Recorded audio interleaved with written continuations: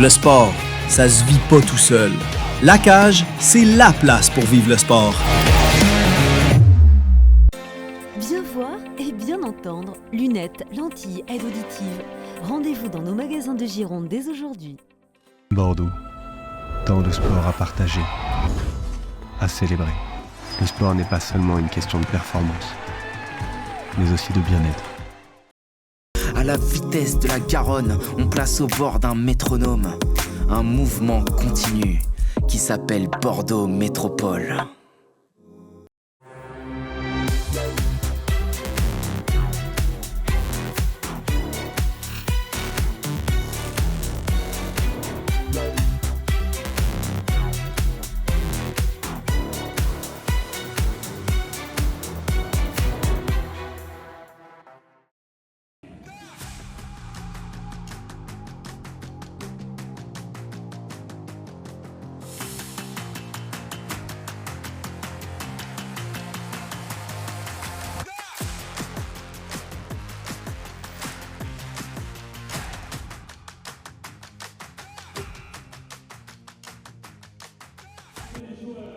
Allez, bonsoir et bienvenue à tous sur TV7 Bordeaux. Je suis Jean-Baptiste Cour et j'aurai le plaisir d'être votre hôte ce soir pour cette 41e journée de Synerglace Ligue Magnus où les boxeurs de Bordeaux se déplacent pas bien loin puisqu'ils sont partis sur la côte basque du côté d'Anglet pour affronter l'Ormadi, l'équipe locale, un derby du Sud-Ouest, le 4e et dernier derby du Sud-Ouest de cette saison régulière de championnat qui va bientôt toucher à son terme puisqu'il y a 44 journées de saison régulière avant les playoffs, les séries éliminatoires qui vont commencer très bientôt. Il ne reste plus qu'une semaine de championnat qui va être chargée avec 3 matchs à venir pour les boxeurs de Bordeaux.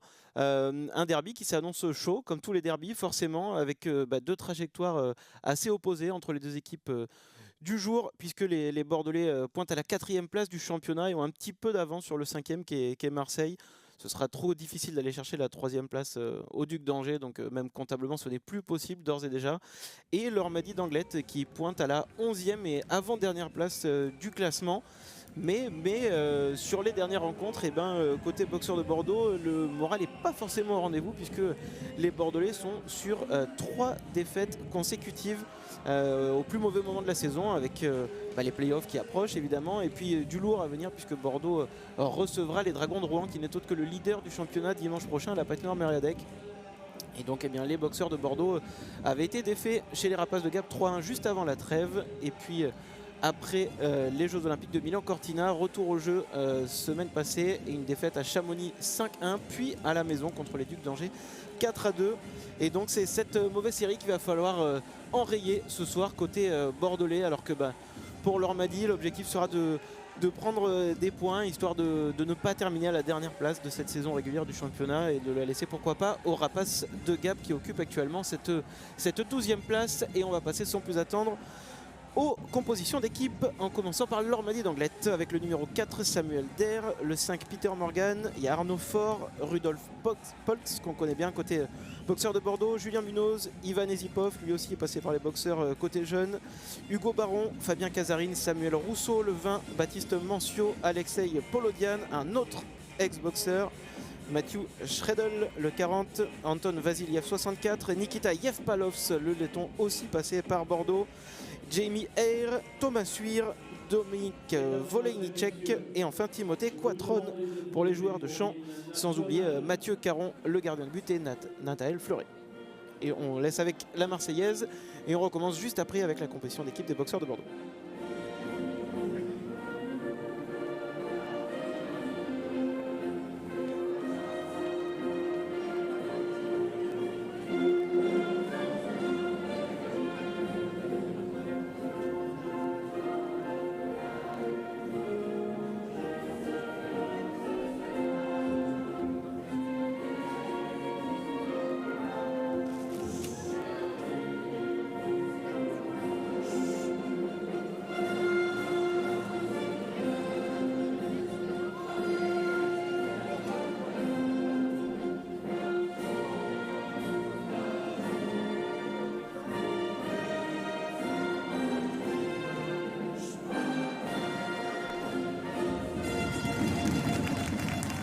La Marseillaise étant finie, on va pouvoir passer à la composition d'équipe des boxeurs de Bordeaux. Donc le line-up qui a été publié par les boxeurs sur les réseaux sociaux. La première ligne, Mathieu Pompéi, Pierre-Olivier Morin, Tommy Giroud en attaque avec Jules Bosc et Maxime Lamarche en défense. La deuxième ligne, c'est Quentin Tomasino avec Loïc Poudrier et Craig Puffer, l'ex-Anglois, lui qui a fait le chemin dans l'autre sens. Et en défense, nous avons Jérémy Baudry et Aina Rambello qui a été repositionné pour l'occasion. Troisième ligne, William Pelletier, Kélian Leborn et Baptiste Bruche avec une défense Kevin Dussault et Nick Palgo.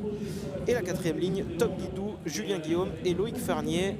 Et les deux gardiens pour les boxeurs de Bordeaux sont Quentin Papillon et Alex Dubo. À voir qui sera devant le filet ce soir. Est-ce que c'est l'international français ou la recrue québécoise arrivée en cours de saison? On va le voir très bientôt avec le coup d'envoi qui approche. Et pour parler un petit peu de la situation sportive de l'Ormadi d'Anglet, elle a été bousculée pas plus tard que la semaine passée, puisque faute de résultats sportifs, eh bien l'entraîneur de l'Ormadi a été tout simplement mis en retrait. Stéphane Barin qui a été rejeté du banc Anglois, et c'est Mathieu Cyr, passé également par les boxeurs de Bordeaux, qui a repris le coaching de l'Ormadi, alors que l'arbitre va donner le coup d'envoi de la rencontre. Et on est parti pour cette 41e journée de Synerglass Ligue Magnus. Un premier palais pour Jules Bosc en défense, côté bordelais, qui voit sa passe déviée. Repris tout de suite par la défense de l'Ormadi. En zone neutre. Bordeaux qui arrive peut-être enfin à se positionner en zone offensive. Jules Bosc en défense qui met loin devant derrière la cage. Palais qui revient, Maxime Lamarche, le lancer s'est dévié.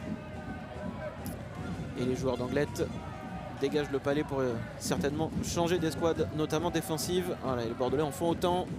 On envoie le palais au fond. On en a un joueur qui est resté travailler, c'est notre numéro Aina Rambello, si je ne dis pas de bêtises, qui est resté aux avant-postes. Et le palais qui est toujours dans les crosses bordelaises. Ça revient à la bleue. Jérémy Baudry. Le lancer, il y a du monde pour venir contrer ces lancers côté Ormadi. Et finalement, ce sont bien les Anglois qui récupèrent avec Sam Der le palais. Et qui est difficile à contrôler, bien pris par la défensive bordelaise, notamment Jérémy Baudry. Personne n'arrive trop à s'installer pour le moment. Pas de lancer à la cage après 1 minute 20 de jeu. Voilà, les joueurs d'Anglet qui envoient au fond pour changer.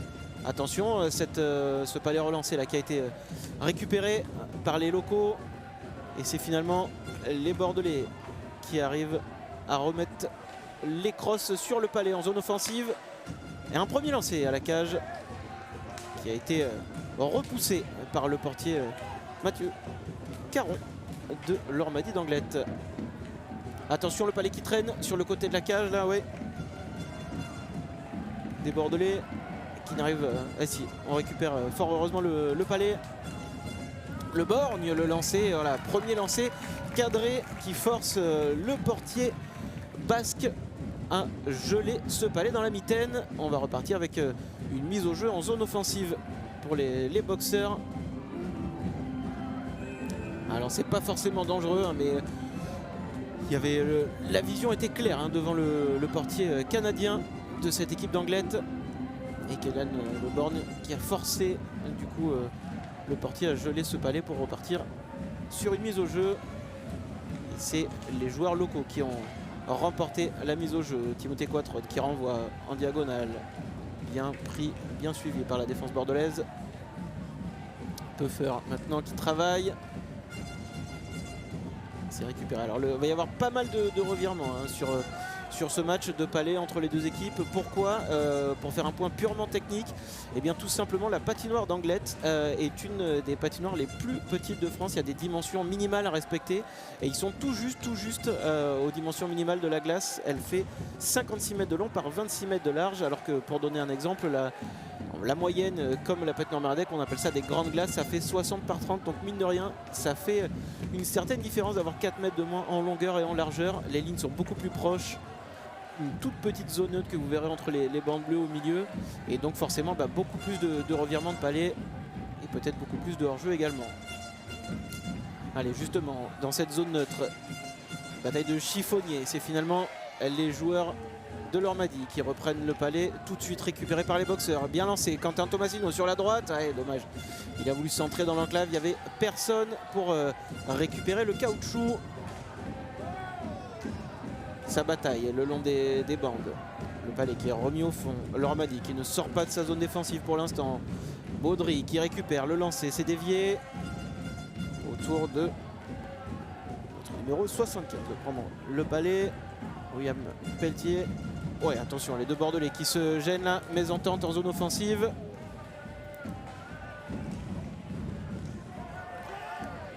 Et c'est Baudry qui récupère le palais. En défense, attention, il le perd aussitôt. Le bon pressing des Anglois. Oh là là, quelle occasion manquée là. C'est au deuxième poteau. Il se retrouvait tout seul. Je crois que c'est Peter Morgan qui n'a pas pu reprendre ce palais. C'était compliqué de faire bien là pour les boxeurs en défense. Ils ont failli se faire surprendre. Et tout de suite, ça repart en attaque avec le casque doré, le meilleur pointeur pour les Bordelais. Deuxième poteau, c'est dévié. Le palais qui ne sort pas des limites de la glace. Le lancer tout de suite de Nick Pago. C'est repoussé du bouclier par Mathieu Caron. Elle a poussé dans le dos là.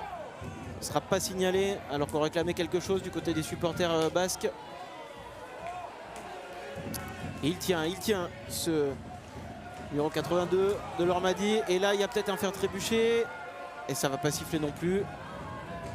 Le plongeon du Bordelais, l'arbitre n'a pas jugé que la faute méritait d'être signalée. 5 minutes de jeu, toujours 0-0. Deux bons lancers côté Bordelais, intéressant. Toujours rien à se mettre sous la dent côté Ormadi, si ce n'est cette occasion chaude tout à l'heure, mais qui n'a pas pu être reprise par l'attaquant Anglois. Et donc le score reste toujours inchangé. 0-0, attention, le palais qui traîne là. Il avait mis un bout de crosse comme il faut. Notre numéro 71 là, Craig Puffer, qui aurait pu trouver la faille contre son ancienne équipe. Et malheureusement pour les Bordelais, ça ne sera pas mis au fond, pas concrétisé. Puffer, encore lui qu'on voit à la ligne bleue, qui va peut-être être trouvé dans l'enclave. Non, il est trop court pour pouvoir reprendre. Et là c'est un contre. Attention. Oh, ça passe au-dessus. Ça passe au-dessus. Heureusement pour les Bordelais. Attention à ces revirements là. Être attentif en défense, pas laisser personne dans le dos. Ce qui sont morts de faim, ces joueurs d'Anglette. Et les Bordelais ont plus la pleine confiance qu'ils avaient pu accumuler sur la fin d'année 2025. On rappelle une série de 11 victoires consécutives. Et là malheureusement on n'arrive pas à trouver Julien Guillaume qui était pourtant seul dans l'enclave. Le palais qui reste libre. C'est repris finalement par les Bordelais. Côté droit, Farnier qui va laisser Baudry à la bleue. On aurait pu dévier ce palais, mais finalement ouais, on va le perdre tout simplement. Et c'est les joueurs de l'Ormadi. Il y a peut-être un hors-jeu, il y aura un hors-jeu. Il est rentré trop vite en zone offensive là. Je crois que c'est Hugo Baron qui va être repris par la patrouille. Et on revoit la grosse occasion, et je pense même pas que ce soit dévié par le gardien bordelais Alex Dubo. Je pense qu'il a tiré un peu trop haut le lancer et qui vient fuir le cadre, fort heureusement pour nos boxeurs de Bordeaux.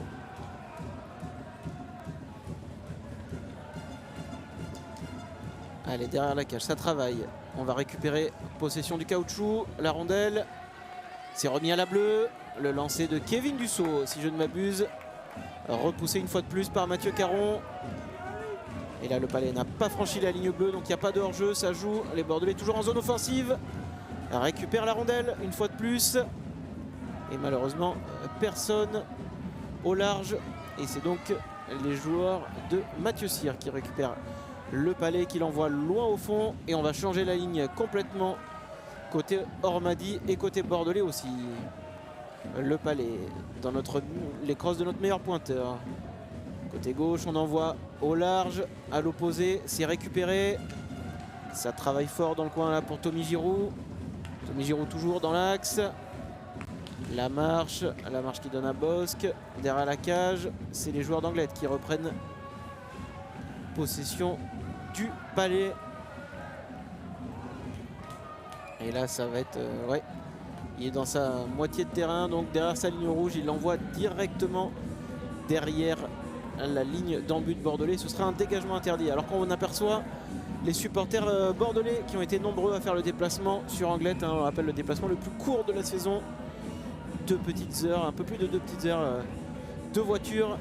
Il y a de quoi mobiliser les troupes pour les supporters bordelais qui vont donner de la voix ce soir à la patinoire de la Barre. Et sur l'engagement, le palais qui sort immédiatement des limites de jeu au-dessus des plexiglas et des bancs plus précisément.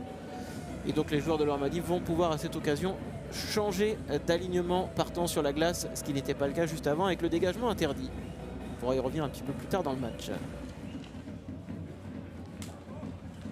L'engagement finalement qui est remporté par les Anglois, qui envoie loin devant, et Bordeaux qui tout de suite reprend le palais mais n'arrive pas à en garder la possession, hein, en zone offensive. On n'a pas vu de phase de jeu longue où l'équipe a fait tourner le palais pour le moment. On est sur un début de match où on se cherche, hein. Ça reste un derby assez timide de part et d'autre. Giroud qui est pris, attention. Les joueurs d'Anglet, c'était Yevpalov qui avait repris ce palais. Et le contre peut-être pour les boxeurs. Bosque, il n'y a plus de cross là pour son compère, qui n'a pas pu récupérer le palais, mais mine de rien, eh bien, on arrive toujours à acculer les joueurs d'Anglet dans leur zone défensive.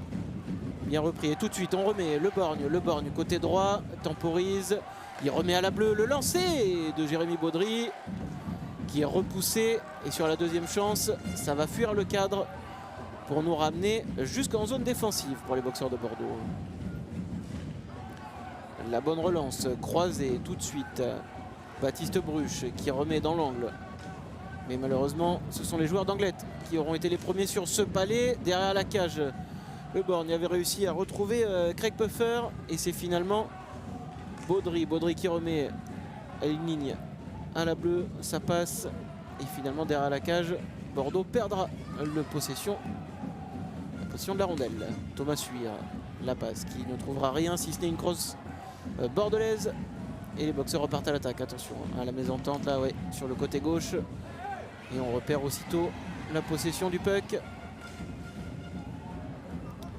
Suire encore, lui en fait de même, décidément le palais qui ne veut pas rester dans les crosses de l'une ou de l'autre des équipes. Il y a la bonne passe à l'opposé, à la bleue, plein axe, c'est dévié, et malheureusement il en a cassé sa crosse là, à l'avant bordelais. La déviation pas assez prononcée pour tromper la vigilance de Mathieu Caron, et qui sur ce lancer lointain de Nick Pajot va récupérer le puck directement dans sa mitaine. Et donc eh bien, nouvelle mise au jeu en zone offensive à venir. Dommage, il avait pris la position préférentielle là devant l'enclave, mais c'est ça Julien Guillaume, c'est exactement ça qu'il faut faire. On a du trafic devant le gardien, on a de la déviation pour changer la trajectoire du palais et tromper le portier d'Anglet qui, eh bien, malgré le classement décevant, on va dire, hein, de l'équipe d'Anglet, puisque je le rappelle, il pointe à la 11e place sur 12 équipes, et ben, fait quand même les arrêts qu'il faut, hein, le portier qui fait partie des meilleurs gardiens de la ligue avec, mine de rien, 91,7% d'arrêt, et il le montre encore une fois sur ce nouvel arrêt qu'il va être difficile à tromper ce soir. Donc c'est pas à lui qu'on pourra reprocher les efforts défensifs pour l'équipe d'Anglet. Vigilant sur le rebond qu'il a laissé. Et peut-être un petit manque de présence, la bordelaise, pour essayer d'aller justement chercher ces buts moches, hein, mais qui mine de rien font partie du jeu et représentent une part très importante, si ce n'est la majorité des buts inscrits en hockey sur glace. Il faut du monde sur ces rebonds un peu hasardeux, un peu anodins laissés. Il faut du trafic, et là ça va être une crosse haute signalée par les arbitres, et on va repartir sur un face-off en zone neutre. Ouais, crosse haute là sur ce contrôle de William Pelletier, si je ne m'abuse. Allez, on repart sur la mise au jeu. Pierre-Olivier Morin côté bordelais, et qui va se faire déposséder de la rondelle. Aina Rambello dans l'angle qui va mettre à l'opposé. Tommy Giroud, le palais sera trop long. Récupéré par la défense locale. Giroud encore lui alors que Morin aurait pu être sanctionné là pour se faire trébucher. Attention, les joueurs de l'Ormadi passent. Yevpalovs. Oh, bel arrêt, très bel arrêt d'Alex Dubo. C'était chaud, on réclame peut-être quelque chose là du côté des joueurs de l'Ormadi, mais heureusement que le portier canadien des Bordelais veillait au grain là. Nikita Yevpalovs, le laiton qui jouait à Bordeaux il y a encore pas si longtemps, jusqu'à la saison passée, a failli faire trembler les filets. Pour la première fois ce soir. Attention, le palais qui traîne. C'était bien joué là de la part des Bordelais, mais malheureusement ça fuit le cadre. On repart tranquillement. Voilà, on change la ligne d'attaque côté bordelais. Les défenseurs ont lancé le palais loin, mais un peu trop loin, si bien que ce sera un dégagement interdit. Alors qu'on revoit cette action. Yevpalovs, il était bien revenu sur le bon côté de sa palette, mais Dubo, on lui fera pas. Il avait été patient, il attendait bien en position papillon. Alors que les supporters d'Anglet croyaient au but là, de la part de leur meilleur pointeur jusque-là. Attention à pas cafouiller ses palais côté bordelais, Dussault. Et on se fait déposséder une fois de plus de la rondelle. Voilà le bon poke-check là de la crosse du portier bordelais qui vient repousser le danger. Allez, attention côté boxeur là, ça fait quelques minutes maintenant que les joueurs de l'Ormadi se montrent de plus en plus dangereux sur des occasions un peu trop simples qu'on leur laisse. Côté gauche, on met à la cage pour les Bordelais, mais ça ne veut pas non plus. Et la vitesse des joueurs d'Anglet. Côté gauche, c'est Samder, le défenseur, qui remet derrière la cage. On essaye de tirer là en angle très fermé. Non, il y a deux Bordelais qui viennent couper les lignes de passe. C'est très bien fait. Der, encore lui, qui va chercher peut-être la déviation. En tout cas, ça fuit le cadre. C'est loin de la cage. Pas dangereux. Attention à la bonne déviation de notre numéro 24. Nick Pago. Et on repart avec un coup de sifflet de monsieur l'arbitre pour une nouvelle mise au jeu. Et Loïc Poudrier là, et Tommy Giroud qui reprennent leur souffle sur le banc bordelais. Allez, c'est Peter Morgan qui arrive dans le rond d'engagement face à Julien Guillaume, la quatrième ligne bordelaise, si importante les soirs de match indécis. Quatrième ligne qui est là pour vraiment faire un travail de sape, un travail de fond et surtout un travail extrêmement défensif très important pour ne pas perdre le fil du match. Sur les rencontres, on le voit, c'est des patins déviés. Attention, le palais récupéré par les joueurs d'Anglet dans le slot, l'enclave, c'est-à-dire l'axe devant le filet. Julien Guillaume qui essaye de garder le palais le long de la balustrade alors qu'il reste moins de 7 minutes à faire dans cette première période. Toujours un score nul et vierge. 0-0 entre les deux équipes. Voilà, bonne charge, la bonne montée là de Dussault. Heureusement qu'il a bien bloqué le joueur de l'Ormadi, sinon il y avait une échappée à venir derrière. Et le palais qui est récupéré. Maxime Lamarche dans le coin à la ligne bleue qui essaye de mettre derrière la cage. C'est prolongé, mais finalement c'est les joueurs de l'Ormadi. Et Ivan Ezipov, le franco-russe, le fils d'Andrei Ezipov, un champion de France de division 1 avec les boxeurs en 2014-2015 sur cette même glace d'Anglet, qui après avoir été formé à Bordeaux a fini par faire sa formation à Anglet, a évolué du côté de Mulhouse avant de revenir porter les couleurs de l'Ormadi sur la côte basque. Et les joueurs de l'Ormadi qui arrivent à se dégager, à sortir de leur zone défensive. Le palais tout de suite récupéré par Bordeaux et en zone neutre. Finalement, on arrive à remettre un petit peu la crosse dessus. Côté droit maintenant. Ouh, la charge là, attention, ouais. Il y a un petit coup d'épaule dans le menton. C'est pas vu par monsieur l'arbitre. Par contre là, on va siffler un accroché de la part de la défense bordelaise. Et donc la première infériorité numérique à tuer pour les boxeurs, c'est Jérémy Baudry qui est renvoyé sur le banc des pénalités. Et alors il va falloir être costaud pour les Bordelais, même si Anglet c'est la supériorité numérique la moins dangereuse du championnat. moins de 14% de supériorité numérique transformée, 15 sur 108. On est à 13,89% de réussite seulement. À titre de comparaison, hein, les Bordelais, c'est la meilleure supériorité du championnat. On a 2 fois plus de réussite, à plus de 26% de réussite. Et pareil, hein, l'infériorité numérique bordelaise est une des meilleures du championnat. C'était la meilleure jusqu'à il n'y a pas si longtemps, jusqu'à ce que finalement celle des Brûleurs de Loup de Grenoble, la troisième équipe même, pardon, du championnat, passe devant. Mais ça reste quand même une référence cette année, les unités spéciales bordelaises. Mais il suffit d'une fois, surtout sur un match comme ça. Voilà, superbe passe là de Yev Palovs pour Julien Munoz dans l'axe qui se fait bouger par la défense bordelaise. Il ne faut pas le laisser trop tout seul quand même. Et le Palais qui vit toujours sur la droite. Munoz justement qui essaye de passer à Yev Palovs. Et c'est bien repli par Julien Guillaume qui renvoie loin devant pour repousser le danger et permettre aux 4 défenseurs bordelais de souffler un peu et de changer. Surtout Lormady qui est de nouveau en place sur le côté de la cage d'Alex Dubo.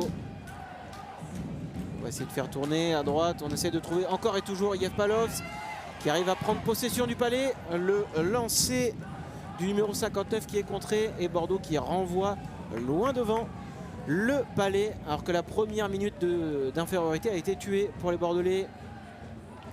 Ce sont les joueurs d'Anglette qui repartent avec une entrée de zone de Samder. Samder sur la droite, il a quelqu'un à gauche, il lance finalement à la cage. Et le Palais touchera les filets au-dessus du plexiglas de sécurité. Et c'est donc une mise au jeu en zone défensive alors qu'il reste moins de 4 minutes désormais à faire dans cette période initiale entre les boxeurs de Bordeaux et Lormady d'Anglette.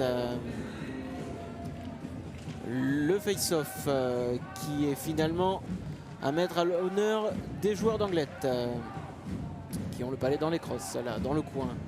Ça remonte gentiment. Peut-être qu'on va chercher quelqu'un à la bleue, un défenseur. Non, on remet en bas tout de suite. Oh, la passe qui est déviée. Et c'est finalement Jamie Eyre sur la droite qui garde le Palais. Mais là, Baptiste Bruche qui renvoie loin devant. Et donc c'est une nouvelle escouade qui revient sur la glace côté bordelaise du sang frais. Alors qu'il ne reste plus que 10 secondes maintenant à tuer en infériorité. Et voilà, même moins que ça, Baudry revient. Les deux équipes jouent au complet. Retour à 5 contre 5. Les Bordelais qui seront pas les premiers malheureusement. C'est Maxime Lamarche, autant pour moi, qui va être Jules Bosque sur la gauche, qui renvoie, contré. Jules Bosque à nouveau sur la droite, qui se défait de son premier vis-à-vis. L'attaquant de Lormady qui était venu. Et là sur la droite, Pierre-Olivier Morin, le lancer, le rebond. C'est pas converti pour les Bordelais, mais Morin reprend le Palais sur la gauche désormais. Et à droite, Tommy Giroud, il va être un peu trop court. À la bonne charge des boxeurs qui récupèrent Maxime Lamarche, le lancer. Alors, repoussé par Caron une fois de plus. Giroud qui garde le Palais, mais qui est obligé de revenir en arrière, de perdre un peu de terrain, alors que Maxime Lamarche casse sa crosse. On demande à changer. Il va rester un petit peu plus de 2 minutes maintenant à faire dans cette période. Et toujours aucun but à se mettre sous la dent. Le Palais qui va être lancé loin devant et c'est William Pelletier qui sera le premier finalement. Pelletier qui remonte à la bleue, le lancer, c'est dévié. Ça a failli être remisé. Malheureusement, on n'a pas pu lancer à la cage. On est rendu derrière la cage de Caron. Pajot qui remet côté gauche, le lancer.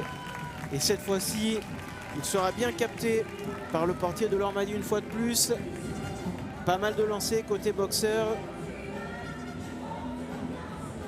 Mais aucun qui n'aura trompé la vigilance du portier canadien pour l'instant de Lormady d'Anglette.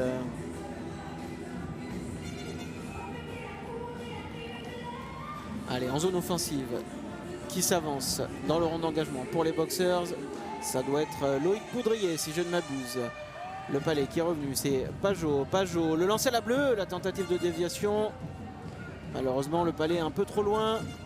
Et on remet tout de suite au fond. Récupérer Pelletier, le lancer, arrêté.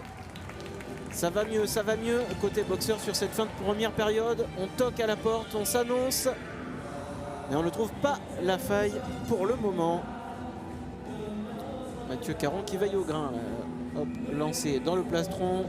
Et tout de suite, on vient geler avec la mitaine. C'est Kélian Le Borgne, la troisième ligne bordelaise. Borgne, Bruche, Pelletier. Sur la glace. Allez, dans l'axe. Ah, non, c'est récupéré. Sam Der, encore une fois.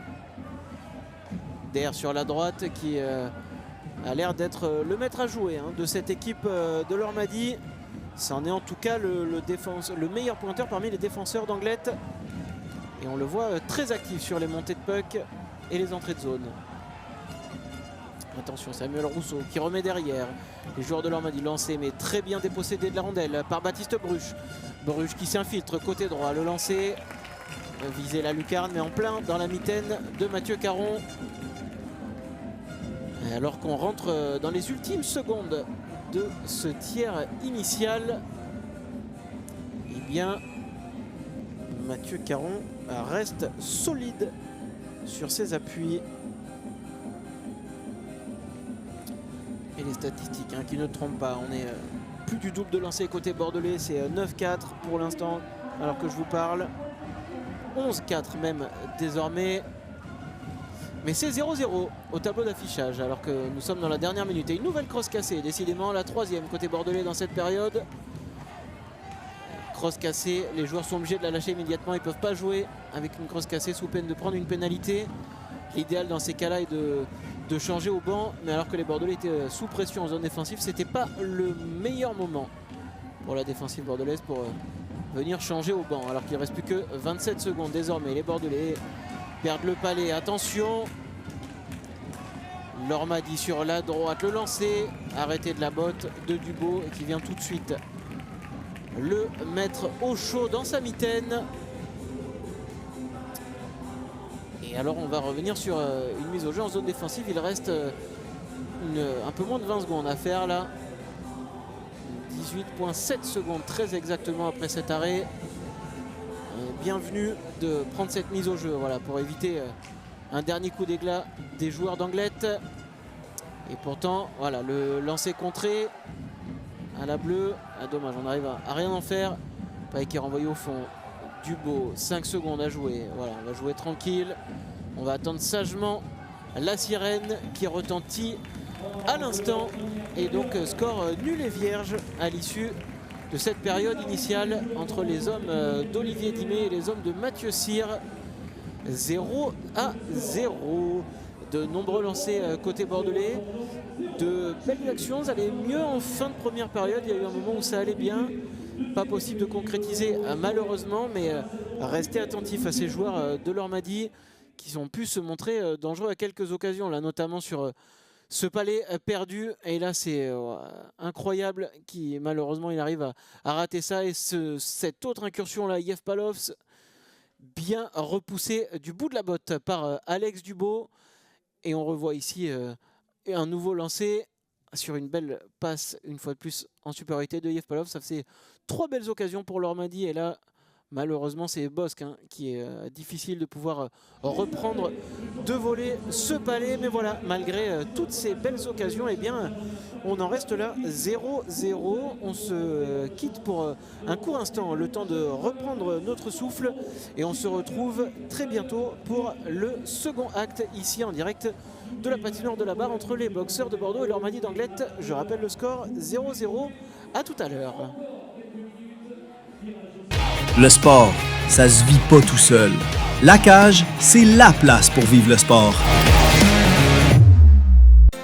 Bien voir et bien entendre. Lunettes, lentilles, aide auditive. Rendez-vous dans nos magasins de Gironde dès aujourd'hui. Bordeaux, tant de sport à partager, à célébrer. Le sport n'est pas seulement une question de performance, mais aussi de bien-être. À la vitesse de la Garonne, on place au bord d'un métronome un mouvement continu qui s'appelle Bordeaux Métropole.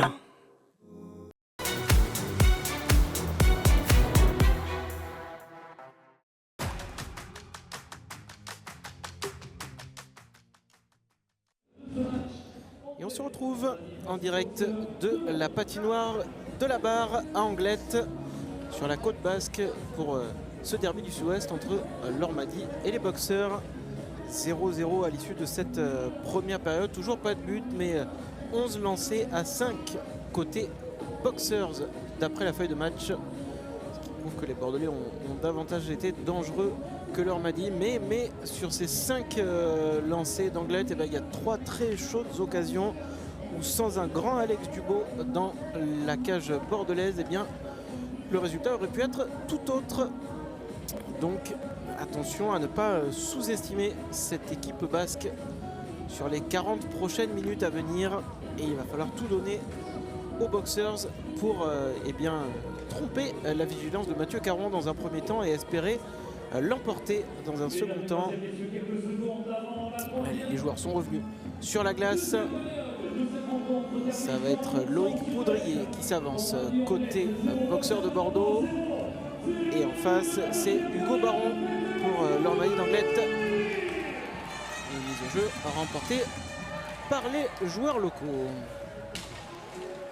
La bonne pression mise par les Boxers d'entrée. Malheureusement, si on arrive à récupérer ce palais quand même, Tomasino. Poudrier qui s'est fait un petit peu retenir à la crosse. L'arbitre ne l'a pas vu. Finalement, encore dans les crosses girondines que le palais se trouve. Palais qui va de part et d'autre pour essayer de faire bouger la défense. Et le lancer de Jules Bosque a été contré et le palais a heurté le filet au-dessus des plexiglas de sécurité. Donc on va relancer tout ça en zone offensive pour les Boxers de Bordeaux. Alors que les supporters s'ambiancent sur les musiques du DJ de la patinoire de la barre. Allez, mise au jeu remportée par les Boxers.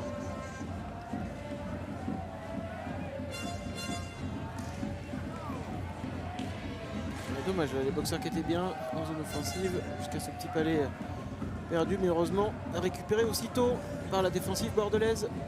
Et le contre.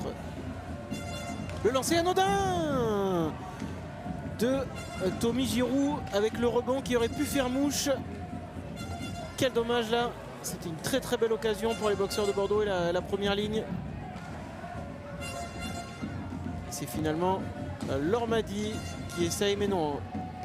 Le palais qui ne sort pas de la zone défensive pour les joueurs d'Anglet. Les Bordelais font tourner. Et restent maître du caoutchouc pour le moment. À la bleue, Dussault qui remet le lancer dévié. Ça passe au-dessus de la cage. Bruche maintenant. Le palais malheureusement qui échappe des crosses bordelaises. Retour en zone neutre. Donc tous les attaquants doivent sortir de la zone offensive. Et la nouvelle entrée en zone. Si, fort heureusement pour les Bordelais qui ont pu finalement garder ce palais un peu miraculeusement. Ouh, le lancer là, à ras de glace. Il y avait beaucoup de monde devant Mathieu Caron qui a dû être bien gêné pour suivre ce palais. Mais malheureusement, personne n'a pu dévier juste ce qu'il fallait pour mettre le palais au fond. Et derrière, la défense angloï qui lance le palais loin devant, un peu trop. Ce sera un dégagement interdit alors qu'on va revoir cette occasion terrible là. Mathieu Pompéi sur son revers qui ne peut pas faire ce qu'il faut pour remettre bien le palais. Derrière sur le gros lancer d'Aïna Rambello, il y a une déviation, mais malheureusement c'est pas une déviation bordelaise et surtout pas assez pour trouver le chemin défilé. Mais deux beaux lancers et deux belles actions là, pour les Boxers de Bordeaux à se mettre sous la dent. Après 2 minutes de jeu dans cette seconde période, les Bordelais semblent avoir mis un petit peu plus le pied sur le champignon. Oh, le poteau qui vient suppléer Mathieu Caron sur ce très beau lancer. La déviation, il y a du monde devant la cage. Ça travaille, l'arbitre n'a pas sifflé. Le palais est libre, non. On va siffler finalement. Alors que William Pelletier était venu essayer de jouer les troubles faites pour essayer d'aller gratter ce palais. Il est venu jouer les embrassades un petit peu. On revoit la très bonne remise de William Pelletier pour Jules Bosque. Et le lancer qui vient heurter le poteau gauche de Mathieu Caron. Et sur le second lancé, c'est Jérémy Baudry, mais cette fois-ci bien stoppé, alors que Loïc Poudrier était devant pour la déviation. Et tout de suite, on avait 2-3 joueurs qui étaient là au rebond, notamment Quentin Tomasino. Pour essayer, on en parlait tout à l'heure de ces fameux plus moches, ces rebonds laissés un peu. Oh, la mauvaise sortie! Oh, c'est terrible! La mauvaise sortie d'Alex Dubo On s'est pas compris en défense. Et c'est du pain béni pour les joueurs d'Anglette qui viennent ouvrir la marque sur un but casquette là complètement après le très bon début de seconde période bordelaise. Et ben c'est sur un palais à mi-hauteur qui est contré par Tommy Giroud qui essaie de couper la ligne de passe. Sauf que malheureusement ça vient contrer tous les plans d'Alex Dubo et surtout de son coéquipier en défense qui se gêne. Et le palais revient tout de suite dans la crosse de l'attaquant d'Anglette qui n'a plus qu'à pousser au fond dans la cage complètement libre. Et c'est donc Lormady grâce à Anton Vassiliev, le numéro 69, qui ouvre la marque ici à la patinoire de la Barre. Espérons que ça ne vienne pas couper l'élan bordelais et à l'inverse donner des ailes à Lormady. Et c'est pourtant ce qu'on semble voir là avec le bon lancer sur la gauche de la cage. Et heureusement Bordeaux qui reprend possession du caoutchouc. Donc 23e minute de jeu et 1-0 pour les locaux. Il va falloir être fort dans la tête côté boxeur de Bordeaux pour déjà dans un premier temps revenir à hauteur maintenant des hommes de Mathieu Cyr. Je le rappelle qui a récupéré le banc qui était sien sur les saisons précédentes. Lui qui était dans l'encadrement toujours de Stéphane Barin qui a été écarté suite au manque de résultats des joueurs d'Anglette. Et donc est-ce que le doute commencerait pas à s'installer côté bordelais là après cette fameuse série de 3 défaites d'affilée? Il ne faudrait pas revenir sur une 4e parce que là 4 défaites d'affilée alors que c'est les Dragons de Rouen qui s'annoncent dimanche à Bordeaux, le leader du championnat. Autant vous dire que pour faire le plein de confiance c'est compliqué à quelques matchs seulement des playoffs qui s'annoncent vraisemblablement contre les Spartiates de Marseille pour un remake des saisons précédentes. Alors que là c'est les joueurs d'Anglette qui se baladent en zone offensive, les lancers, les palais cafouillés, à moins que Tommy Giroud ne vienne remettre à égalité. Non, ce sera bien repoussé du bouclier par Mathieu Caron qui garde son invincibilité pour l'instant. Bordeaux qui reprend le palais après cette passe manquée d'Anglette en zone offensive. Tommy Giroud qui n'arrive pas à contrôler le palais. Et Yevpalov, il a failli faire la même que tout à l'heure, mais encore une fois, Dubo ne se fait pas avoir, mais on est proche là du 2-0 pour Anglette, alors que Bordeaux était proche de l'ouverture du score tout à l'heure. Et Dubo qui, avec son patin droit, vient dessocler la cage et donc l'arbitre logiquement vient arrêter le jeu.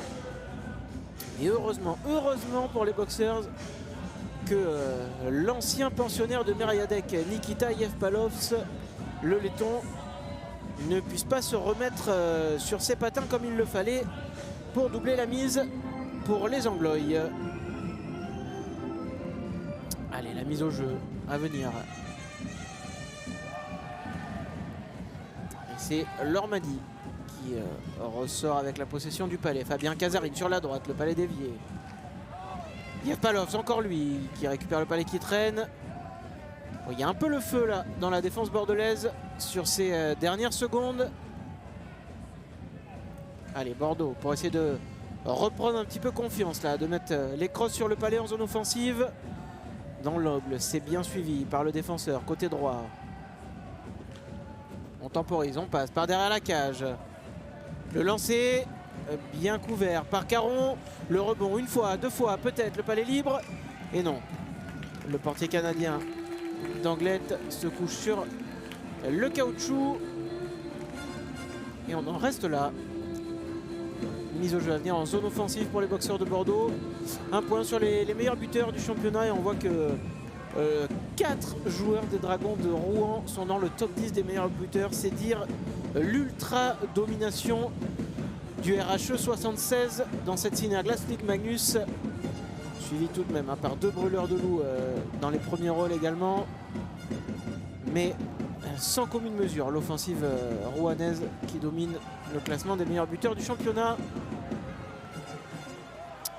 Et côté bordelais, pourtant il y a des très bons buteurs à venir également. On pense notamment à Baudry, Giroud, 16 buts chacun. Et alors qu'on va continuer à jouer ici. Baudry-Giroud, j'en parlais, ils sont dans le top 10 des meilleurs pointeurs de la Cynaglace et Mélus, mais pas des meilleurs buteurs, excusez-moi pour le manque de précision. Et alors que on revient sur le jeu là avec le Palais dans la crosse de Jules Bosc qui essaye de trouver un coéquipier derrière lui, mais ce sera finalement récupéré par l'Ormadi. Passe par le derrière de la cage. Palais qui remonte à la bleue, qui redescend aussitôt et dans l'enclave. C'est rudement bien joué pour Anglette et c'est Ivan Ezipov, lui, le jeune défenseur passé par les boxeurs de Bordeaux, fils d'André Ezipov, on le disait, qui vient doubler la mise pour Anglette d'un lancer qui vient trouver le soupirail en bas à gauche de la cage d'Alex Dubo.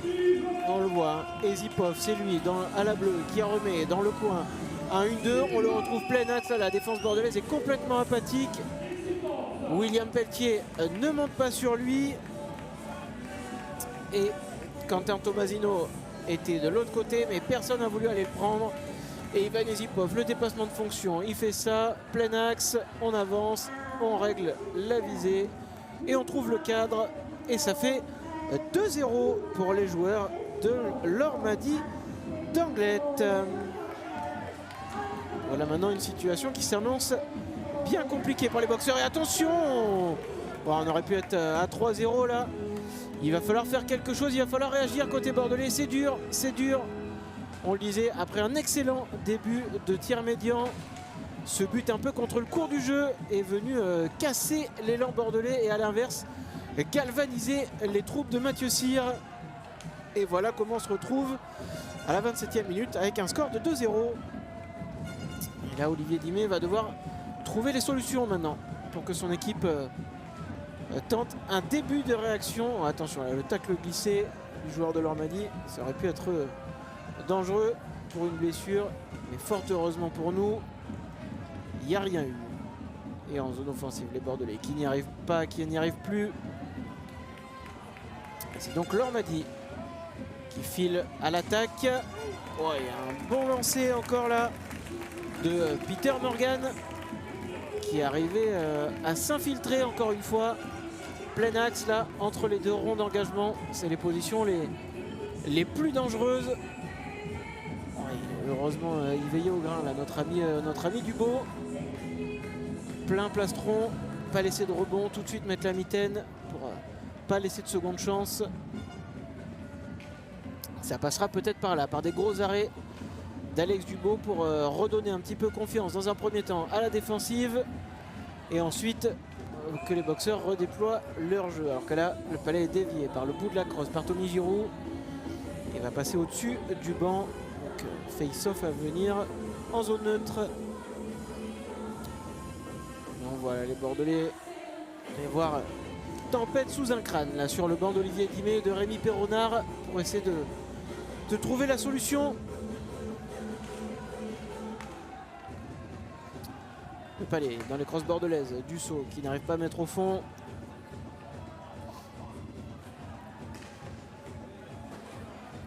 La sortie de zone un peu hasardeuse là d'Anglette, mais l'entrée en zone bordelaise n'est pas meilleure. Et finalement, le Palais qui est toujours en vie avec la pression de Yev Palovs qui vient gêner les relances bordelaises. Le Palais encore dans les crosses d'Anglette. Sur cette récupération et Bordeaux n'arrive toujours pas à se dégager. Il y a péril en la demeure en ce moment. Ouais, voilà, Dubo qui vient remettre un petit peu d'ordre à tout ça. Et la réaction bordelaise, allez, peut-être commencer à échauffer un petit peu les esprits. Ouais, c'est même pas Dubo, c'est finalement le très bon geste défensif de Baudry de la Marche, peut-être plutôt, qui s'est couché sur la glace en partie avec sa crosse étendue et qui vient couper la ligne de passe, parce que si cette transmission elle était donnée pour Yev Palovs au deuxième poteau, il ne se serait pas fait prier pour aller chercher le 3-0. Dans le coin, ça travaille, mais Ce sont des signes qui ne trompent pas. Là, toutes ces batailles dans les coins, elles sont remportées par les Basques. Les Bordelais n'y sont plus. C'est compliqué. Et Anglette pose le jeu à égalité numérique. Et reste maître du palais en zone offensive. Alors que Bordeaux va peut-être réussir à se dégager. Ouais, un long palais. Le dégagement interdit qui est annulé par l'arbitre. Et les Anglois qui veulent essayer de donner de la vitesse sur la relance. Il n'y a pas de hors-jeu joué, dit monsieur l'arbitre. Le lancer de Craig Puffer arrêté sans trop de soucis par l'homme du jour, peut-être Mathieu Caron, qui semble très en forme ce soir, même si là c'était pas un lancer bien compliqué, alors que nous approchons tout doucement de la mi-match. La demi-heure de jeu. Et bien la physionomie de la rencontre est tout autre qu'à la fin de cette première période et même de ce début de ce tiers médian. Ouais, la charge là qui vient bousculer Ainer Rambello qui se fait déposséder de la rondelle en zone neutre. Le centre-tir là qui fort heureusement est dévié mais pas en direction de la cage par un Bordelais, mais pas de souci pour les hommes en vert. Oh là là là là, très très belle incursion de Julien Munoz qui voit son lancer du revers fuir le cadre. Ça aurait pu être une bonne passe également s'il y avait eu un coéquipier au deuxième poteau, mais heureusement pour les Bordelais, ça n'a pas été repris par un joueur d'Anglette. Et pourtant, Lormadi qui garde le palais dans le coin alors que un joueur change au banc pour Anglette. Ouais, l'arbitre qui va siffler. Palais injouable. Et donc on va repartir sur une mise au jeu. Voilà Munoz là, le intérieur-extérieur. Je repique dans l'axe. S'il arrive à se remettre bien sur son revers pour aller chercher le petit filet, c'est magnifique. Je crois qu'il faut un bout de la botte d'Alex Dubo pour repousser ce palais alors que nous avons, ça y est, franchi la mi-match. Et c'est les Bordelais qui ont le palais en zone défensive et qui cherchent à se relancer. Attention, l'énorme lancer de Kevin Dussault là. Oh, il a tout envoyé là, sur son chemin. Le gros lancer, il n'a pas réussi à s'arrêter. Il est rentré dans la cage de Mathieu Caron pour la désocler. Et donc les zèbres, communément comme on appelle les arbitres, viennent arrêter le jeu à juste titre. Faute de quart là de notre ami Dussault qui chute en tentant de s'arrêter.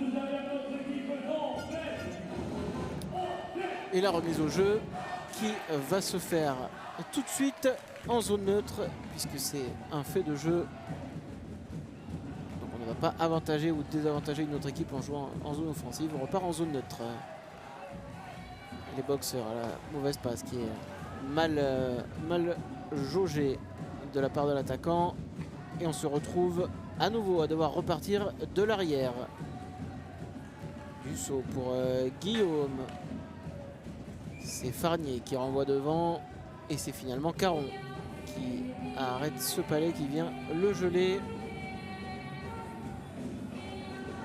Ouais, l'intensité qui semble avoir redescendu un peu, baissé d'un ton là, sur ces dernières secondes, cette dernière minute plus précisément. Devant les yeux des supporters basques qui doivent être ravis de la tournure de la rencontre pour l'instant. Et beaucoup moins pour les supporters bordelais. Le palais, c'était Giroud qui avait donné sur le côté pour Morin qui en se retournant n'a pas pu trouver le cadre. Le lancer, c'est dévié, le palais qui est encore vivant. Et Caron, une fois de plus, est obligé de se déployer cette fois-ci en étant assis sur le palais pour le geler, pour forcer l'intervention de l'arbitre. Le lancer de Bosquin qui avait été dévié par je crois le bout de la crosse de Morin. Giroud avait bien surgi comme un rapace dans l'axe pour essayer d'exploiter le rebond laissé par Mathieu Caron, mais dans le second temps il a tout fait ce qu'il fallait pour récupérer, enfin pour geler pardon, ce palais. Et là cette fois-ci c'est le lancer de Bosque, alors que Mathieu Pompey a dû venir dire 2-3 mots là à Mathieu Caron, ça fait partie du jeu, le trash talk pour essayer d'un petit peu intimider, mais ça n'a pas plu à Arnaud Faure qui est venu faire justice par lui-même.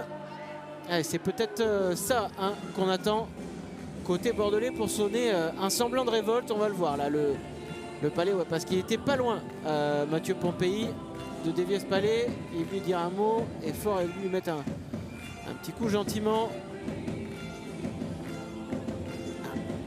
Monsieur l'arbitre qui appelle quelqu'un pour voir quelque chose au niveau du filet de Mathieu Caron.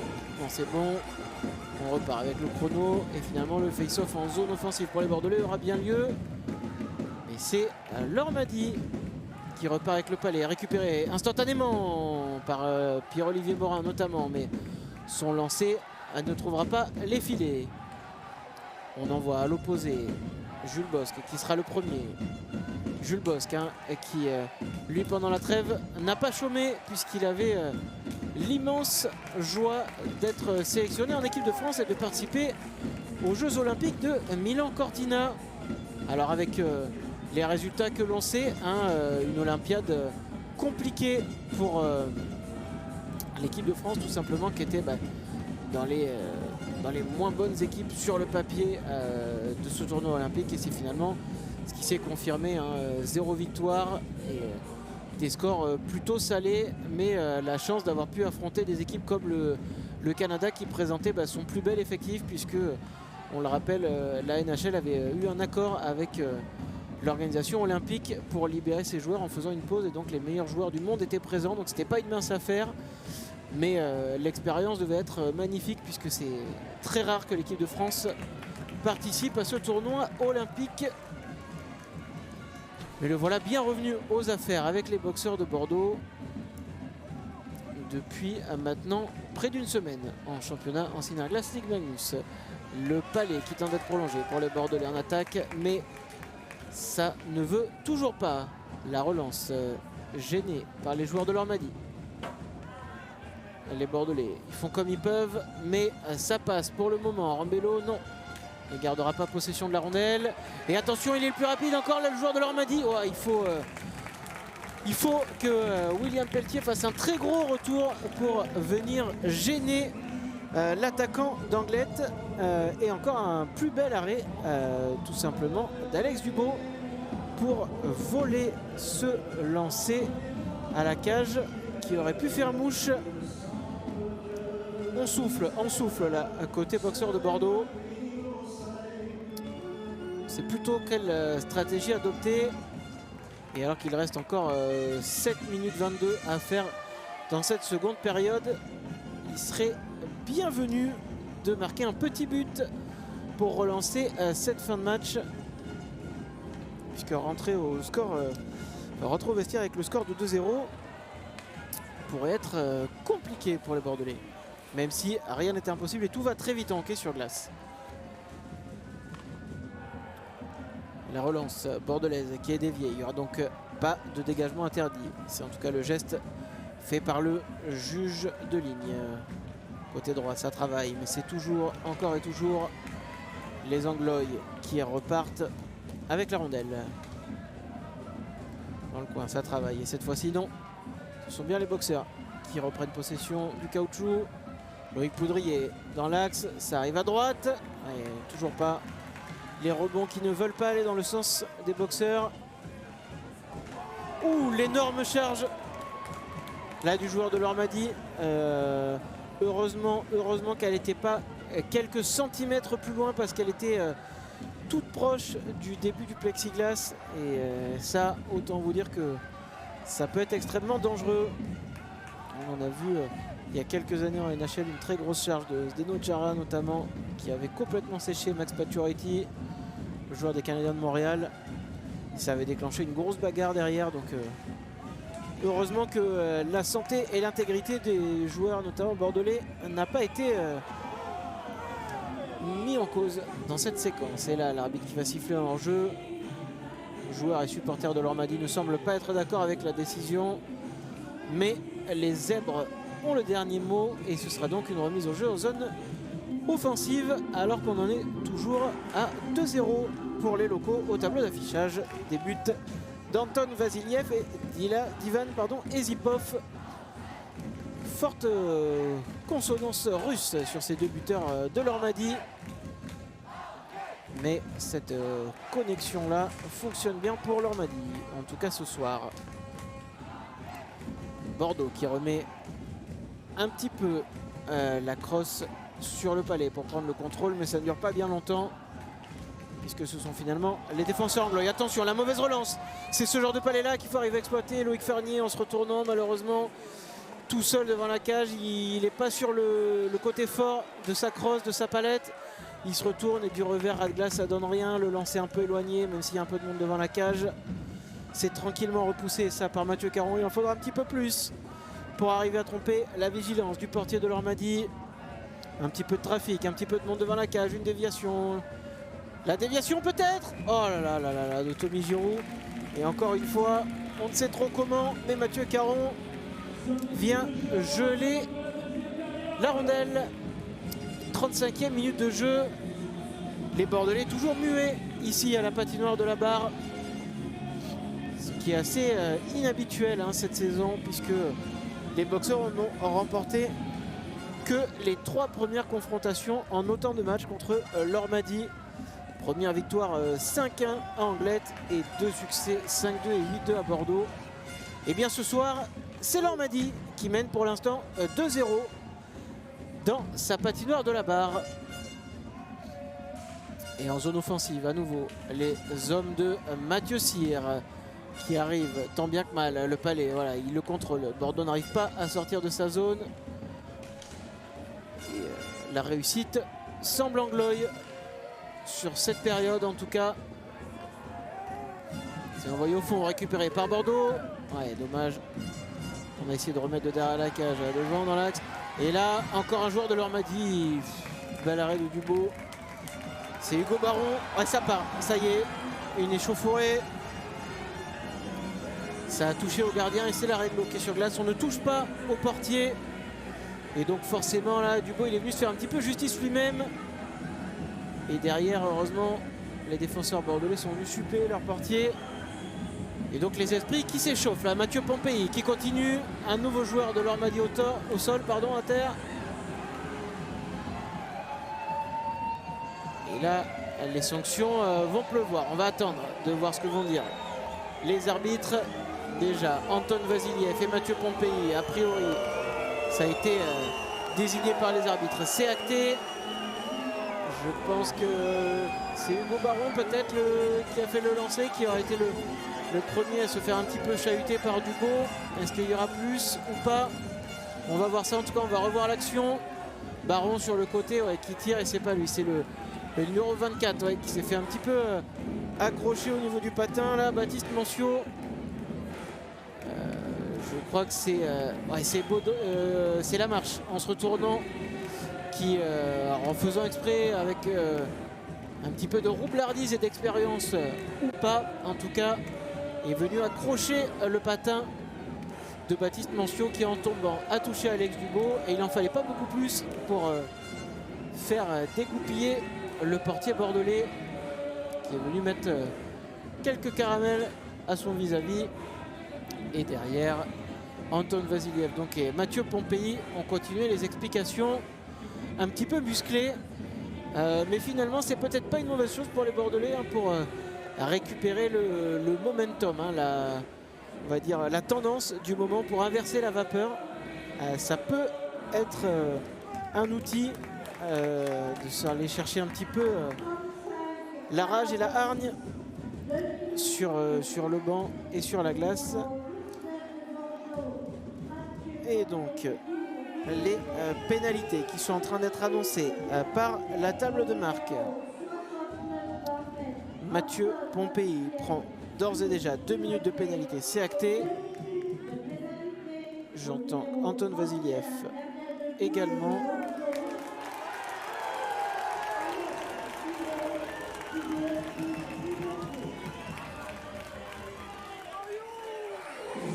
Ouais, c'est bien ça. Je pense que c'est voulu et fait exprès. C'est Baudry, pas la marche, qui est venu accrocher le patin de Mancio.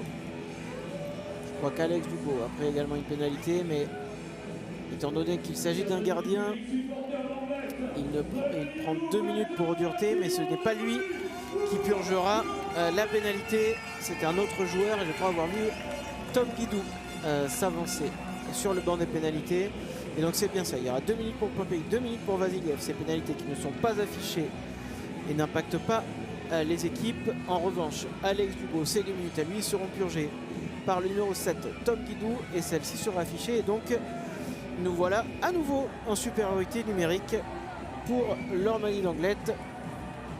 Et les Bordelais ont donc 2 minutes supplémentaires à tuer en infériorité numérique. Et alors que le marque est de 2-0 et qu'il reste 4 minutes à faire, eh bien autant vous dire que il s'agit d'un moment crucial pour l'issue de la rencontre. Si les Bordelais cèdent durant ces 2 minutes, la tâche va s'annoncer plus que délicate pour les hommes d'Olivier Dimé, qui vont devoir défendre corps et âme durant les 2 prochaines minutes de jeu. En tout cas, pour le moment, les Bordelais ont réussi à repousser le danger loin devant. Et les joueurs de l'Ormadi doivent s'articuler pour faire une sortie de zone propre, ce qu'ils pensent avoir fait. Et finalement, aïe aïe aïe, le palais en défense qui est mal dégagé là par les Bordelais. Et l'Ormadi qui n'en demandait pas tant pour se retrouver bien installé en zone offensive. Le palais qui tourne bien à la pointe. Ça revient sur le côté gauche de la cage. Désormais, d'Alex Dubo.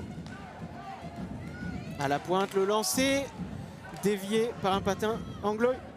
Et heureusement, ce qui permet au palais de fuir le cadre sur ce lancer de Samuel Der à la pointe. Alors la pointe, hein, c'est très simple. C'est ce qu'on appelle la ligne bleue. Quand vous êtes au niveau de la ligne bleue, plein axe face à la cage, vous tracez un losange entre la cage et cette fameuse pointe et vous comprenez le schéma. L'Ormadi qui fait toujours tourner le palais. Le lancer du numéro 12, Julien Munoz, dévié du bouclier par Alex Dubo. Attention, deuxième poteau, il y a peut-être quelqu'un à aller chercher. Ezipov, le lancer contré par la défense bordelaise. Ezipov à nouveau qui peut transmettre le long. Munoz côté droit qui remet à Ezipov. Sur la gauche, Yevpalovs, pareil, c'était un centre-tir qui fuit le cadre et avec le rebond sur la balustrade, c'est finalement Baptiste Bruch qui peut tenter quelque chose en contre.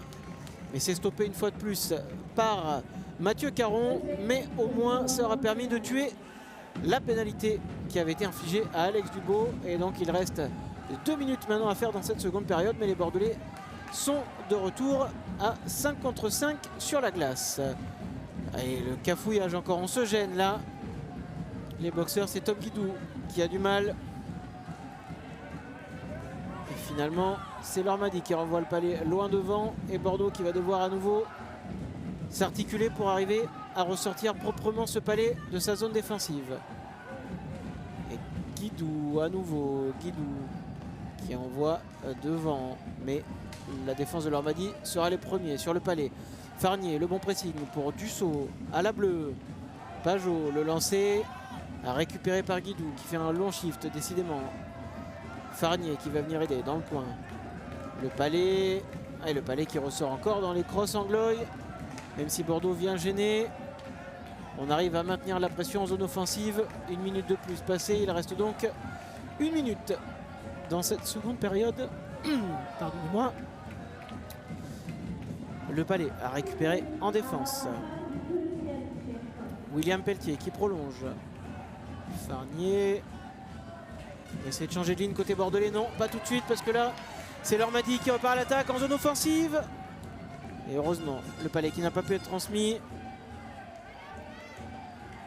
Pelletier qui remet derrière. Farnier maintenant. Allez, un petit pressing là pour les boxeurs peut-être, alors que dans les dernières secondes récupéré en zone offensive. Bonne charge là sur Pelletier à nouveau. Attention, 15 secondes. Morgan pour l'Ormadi qui récupère à la bleue. La transmission, la mauvaise relance bordelaise. Oh, le palais qui passe juste à côté de la cage de Dubo. Il est temps que cette période se termine pour les boxeurs de Bordeaux. Morin, et on en restera là. Et bien, après 40 minutes de jeu, qui l'eût cru, c'est bien l'Ormadi d'Anglet qui mène au score 2-1. Réalisation d'Anton Vasiliev et d'Ivan Ezipov. La première un petit peu contre le cours du jeu, tant les Bordelais avaient mis la pression sur la première partie de cette période médiane. Et puis après, eh bien, cette ouverture du score a complètement désinhibé les hommes de Mathieu Cyr. Et les Basques se sont lancés corps et âme à l'assaut de la cage d'Alex Dubo et ont doublé la marque. On risque de revoir certainement les buts, en tout cas les actions. Là, cette première action après 55 secondes de jeu très chaude. Et puis finalement, cette passe déviée par la crosse de Tommy Giroud. Le cafouillage défensif bordelais et Vasiliev qui marque dans la cage vide. Terrible, hein, terrible ces images. C'est Jules Bosque, je crois, qui est venu gêner. Et là, Yev Palov qui était revenu. Ça ne passe pas une première fois. Ça n'est pas passé une deuxième fois. Et derrière, le très beau 1-2 et l'incursion d'Ezipov. Plein axe qui a ajusté Dubo pour le 2-0. Donc voilà, 2 buts de retard et tout sera à faire pour les Bordelais durant l'ultime période. On marque une courte page de pub, pardon, et on se retrouve tout à l'heure pour la période décisive de cette rencontre entre les Boxers et l'Ormadi d'Anglet. Le sport, ça se vit pas tout seul. La cage, c'est la place pour vivre le sport. Bien voir et bien entendre, lunettes, lentilles, aide auditive. Rendez-vous dans nos magasins de Gironde dès aujourd'hui. Bordeaux, tant de sport à partager, à célébrer. Le sport n'est pas seulement une question de performance, mais aussi de bien-être. À la vitesse de la Garonne, on place au bord d'un métronome un mouvement continu qui s'appelle Bordeaux Métropole.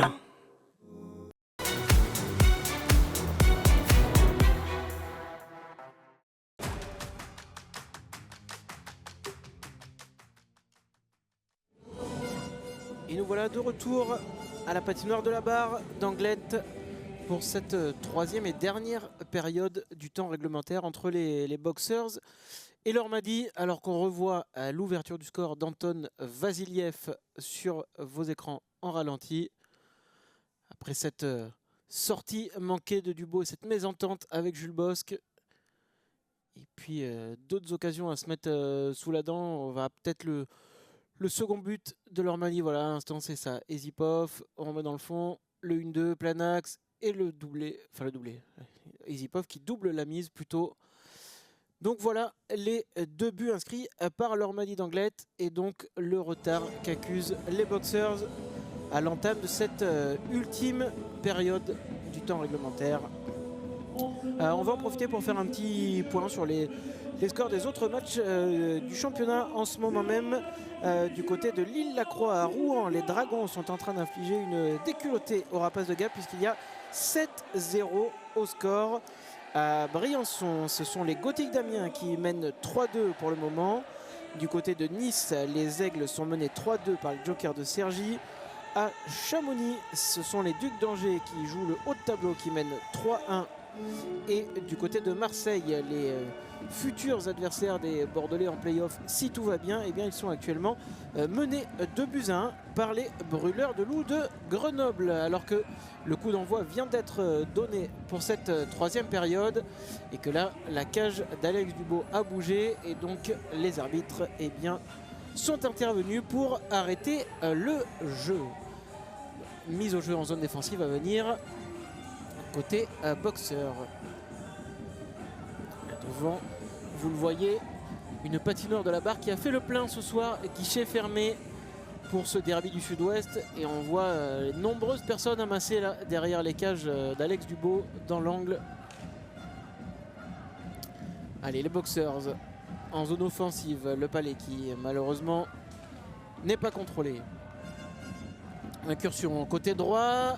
Ouais, c'était Quentin Tomasino sur la droite qui cherchait son coéquipier au second poteau, mais bien coupé par la défense des Rouges et Verts. À la relance, c'est Jules Bosque et son casque. William Pelletier dans le coin qui se fait déposséder de la rondelle.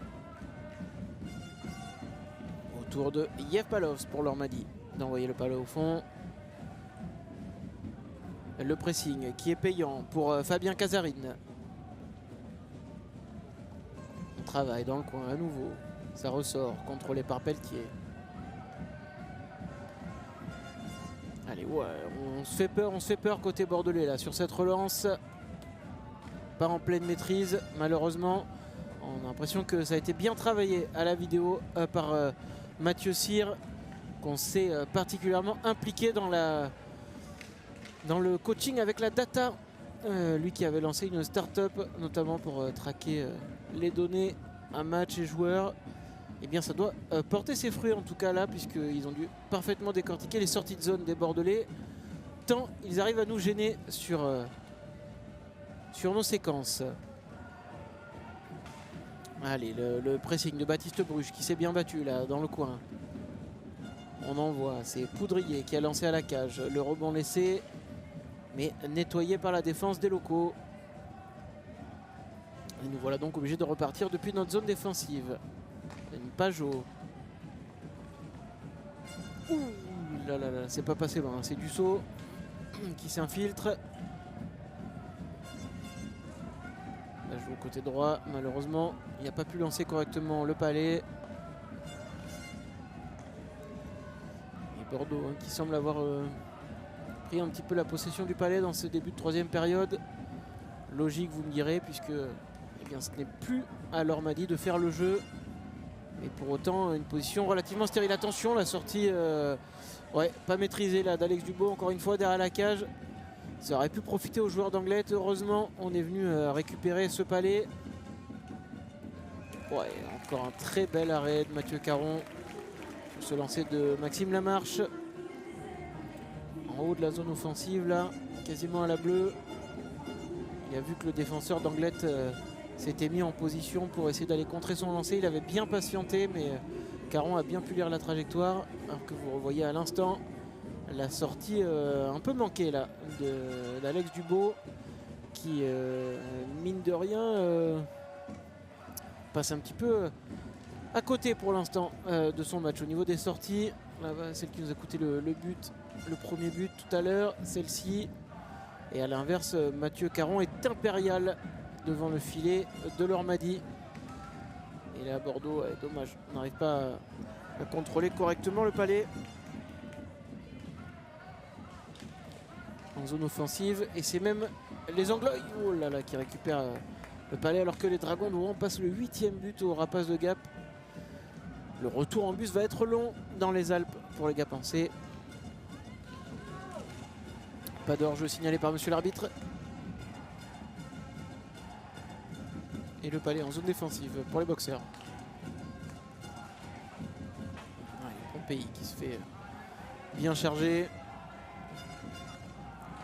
Et les boxeurs se font déposséder du caoutchouc. On envoie au fond. Ouais, ça ne passe pas. Allez, on aurait attendu les boxeurs un petit peu plus pied au plancher là pour essayer d'aller un peu plus d'envie de gagner, là, un peu plus de hargne. Et c'est gentil pour l'instant côté bordelais. Ce qu'on disait tout à l'heure, on a repris un petit peu la possession du palais, mais possession un peu stérile. Le rebond, oh, on arrive à rater les rebonds, c'est pas possible. Le palais qui fuit la cage, et là, dommage. À bout portant, c'est Kélian Leborgne, malheureusement, et la cage de Mathieu Caron a été désoclée. Et donc, nouveau coup de sifflet du corps arbitral. On va revoir sur le ralenti, le lancer qui est en dehors du cadre. Et dommage, il n'arrive pas à remettre bien ce palais, le borgne. Le face-off remporté par les boxeurs derrière la cage, en possession du palais. Désormais, ça se chahute, ça se fait bouger, mais on tient. Dussault qui a loupé le palais sur le premier lancer. Le deuxième est parti, mais a été contré. Pour autant, il garde la possession. Un nouvel arrêt. Oui, la réduction du score. La voilà. Loïc Poudrier lui qui est passé par l'Ormadi d'Anglet un petit peu plus tôt. Et bien sur un troisième lancé de Kevin Dussault, il y a un rebond qui a été laissé par Mathieu Caron.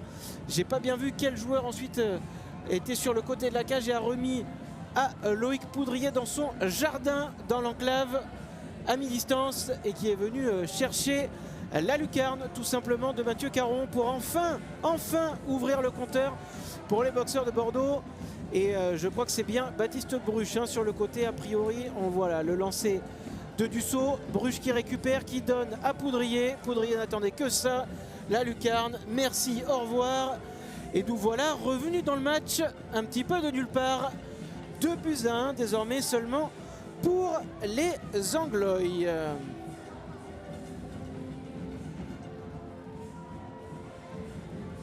Intéressant à suivre là les prochaines secondes, de voir comment vont réagir les joueurs de l'Ormadi et surtout les Bordelais. Si on va voir le petit coup de fouet attendu et qu'on a pu voir tout à l'heure du côté d'Anglet après l'ouverture du score. C'est tout le mal qu'on nous souhaite. Et en tout cas ça semble déjà patiner un petit peu plus vite de part et d'autre. C'est venu réveiller là cette troisième période. Le Palais dans la crosse de Jules Bosc. Jules Bosc qui zigzague pour arriver à trouver un bon angle de passe. Il le fait, il le trouve pour Loïc Farnier. Loïc Farnier, c'est pour Guidou. On est sur la 4e ligne, là, côté bordelais. Julien Guillaume qui trouve malheureusement personne dans l'axe. Et on renvoie au fond. Julien Guillaume qui va venir travailler dans l'angle.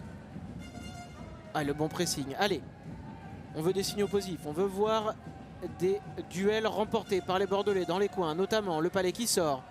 C'est récupéré, superbe. Baudry qui s'avance, le lancer. C'est dévié peut-être, non Guidou, ouais, dommage. Nettoyé par un défenseur de l'Ormadi. Et ce sera un dégagement interdit. Donc le changement de ligne qui avait commencé à être opéré par les joueurs d'Anglet se voit annulé. Les joueurs doivent rester sur la glace et Bordeaux peut a contrario envoyer du 109 sur le glaçon. On le voit, hein, là, le bon lancer qui a été dévié. Malheureusement Guidou n'a pas pu correctement lancer à la cage, mais c'était une belle occasion en tout cas pour les boxeurs de Bordeaux. Ouais, il n'arrive pas à se mettre bien notre ami Tomasino pour un lancer à la cage. Les joueurs d'Anglet envoient loin devant et vont changer pour essayer de souffler un petit peu et d'amener du 109. Palais envoyé à la cage, sécurisé par Mathieu Caron. Face-off à venir en zone offensive pour les boxeurs de Bordeaux.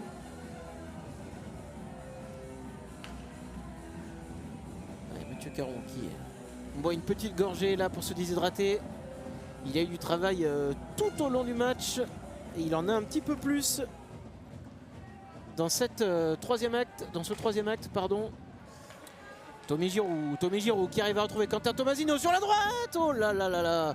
C'est bien arrêté de la jambière par Mathieu Caron qui s'était mis en position papillon, comme le dit le terme, pour empêcher ce Palais de rentrer. La bonne incursion offensive de l'Ormadi, mais c'est là aussi bien stoppé par Alex Dubo. Peut-être une obstruction là qu'on cherchait en tout cas de la part de Pierre-Olivier Morin. L'arbitre ne bronchera pas. Un acte licite pour le corps arbitral. Dubo derrière sa cage qui vient intercepter le Palais pour une relance. Relance déviée par l'Ormadi qui vient contrer les plans des boxeurs de Bordeaux. Le Palais qui est renvoyé au fond et ce sera un dégagement interdit. Santé, messieurs, les supporters de l'Ormadi qui se délectent pour l'instant du succès de leur équipe, mais les boxeurs ont enfin réussi à tromper la vigilance de Mathieu Caron et à revenir à 2-1. Donc ces 13 prochaines minutes s'annoncent passionnantes du côté de la barre pour essayer d'aller chercher une égalisation dans un premier temps côté bordelais et pourquoi pas plus si affinité. Dans le coin, le Palais a récupéré par les boxeurs de Bordeaux. On tourne derrière la cage, on abandonne le Palais, mais c'est bien suppléé par un coéquipier. On est là, ça travaille. Ouh, il y a une charge. On se tient la tête là, côté boxeur de Bordeaux. Et on va venir se faire quelques joyeuses embrassades là, parce que William Pelletier a été un petit peu sonné là sur cette charge.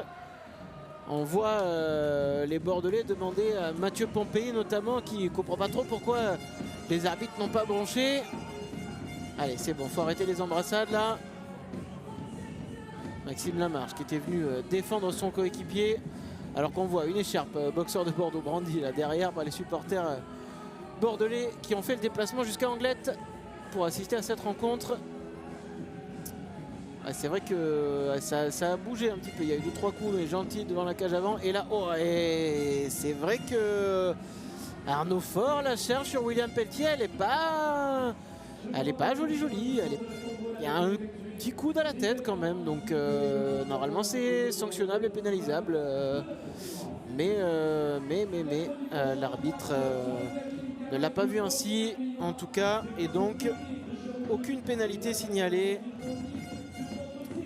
Malheureusement, et on en reste donc à 5 contre 5 sur la glace et une mise au jeu à venir en zone offensive côté boxeur de Bordeaux.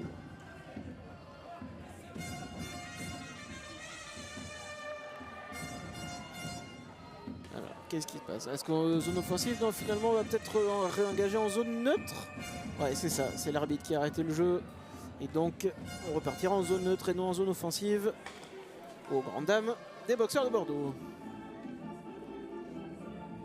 Alors qu'on va rentrer très bientôt dans le Money Time, puisqu'il ne reste plus que 12 minutes 30 à faire dans le temps réglementaire. On le rappelle, hein, pour ceux qui suivent, que en Signer Glassing Magnus, le match nul n'existe pas. Il y a forcément un vainqueur à chaque rencontre. Et donc, eh bien, si les Bordelais étaient amenés à égaliser et qu'à la fin du temps réglementaire, nous étions à 2 partout, on assisterait à une prolongation en mort subite sur la glace d'Anglette.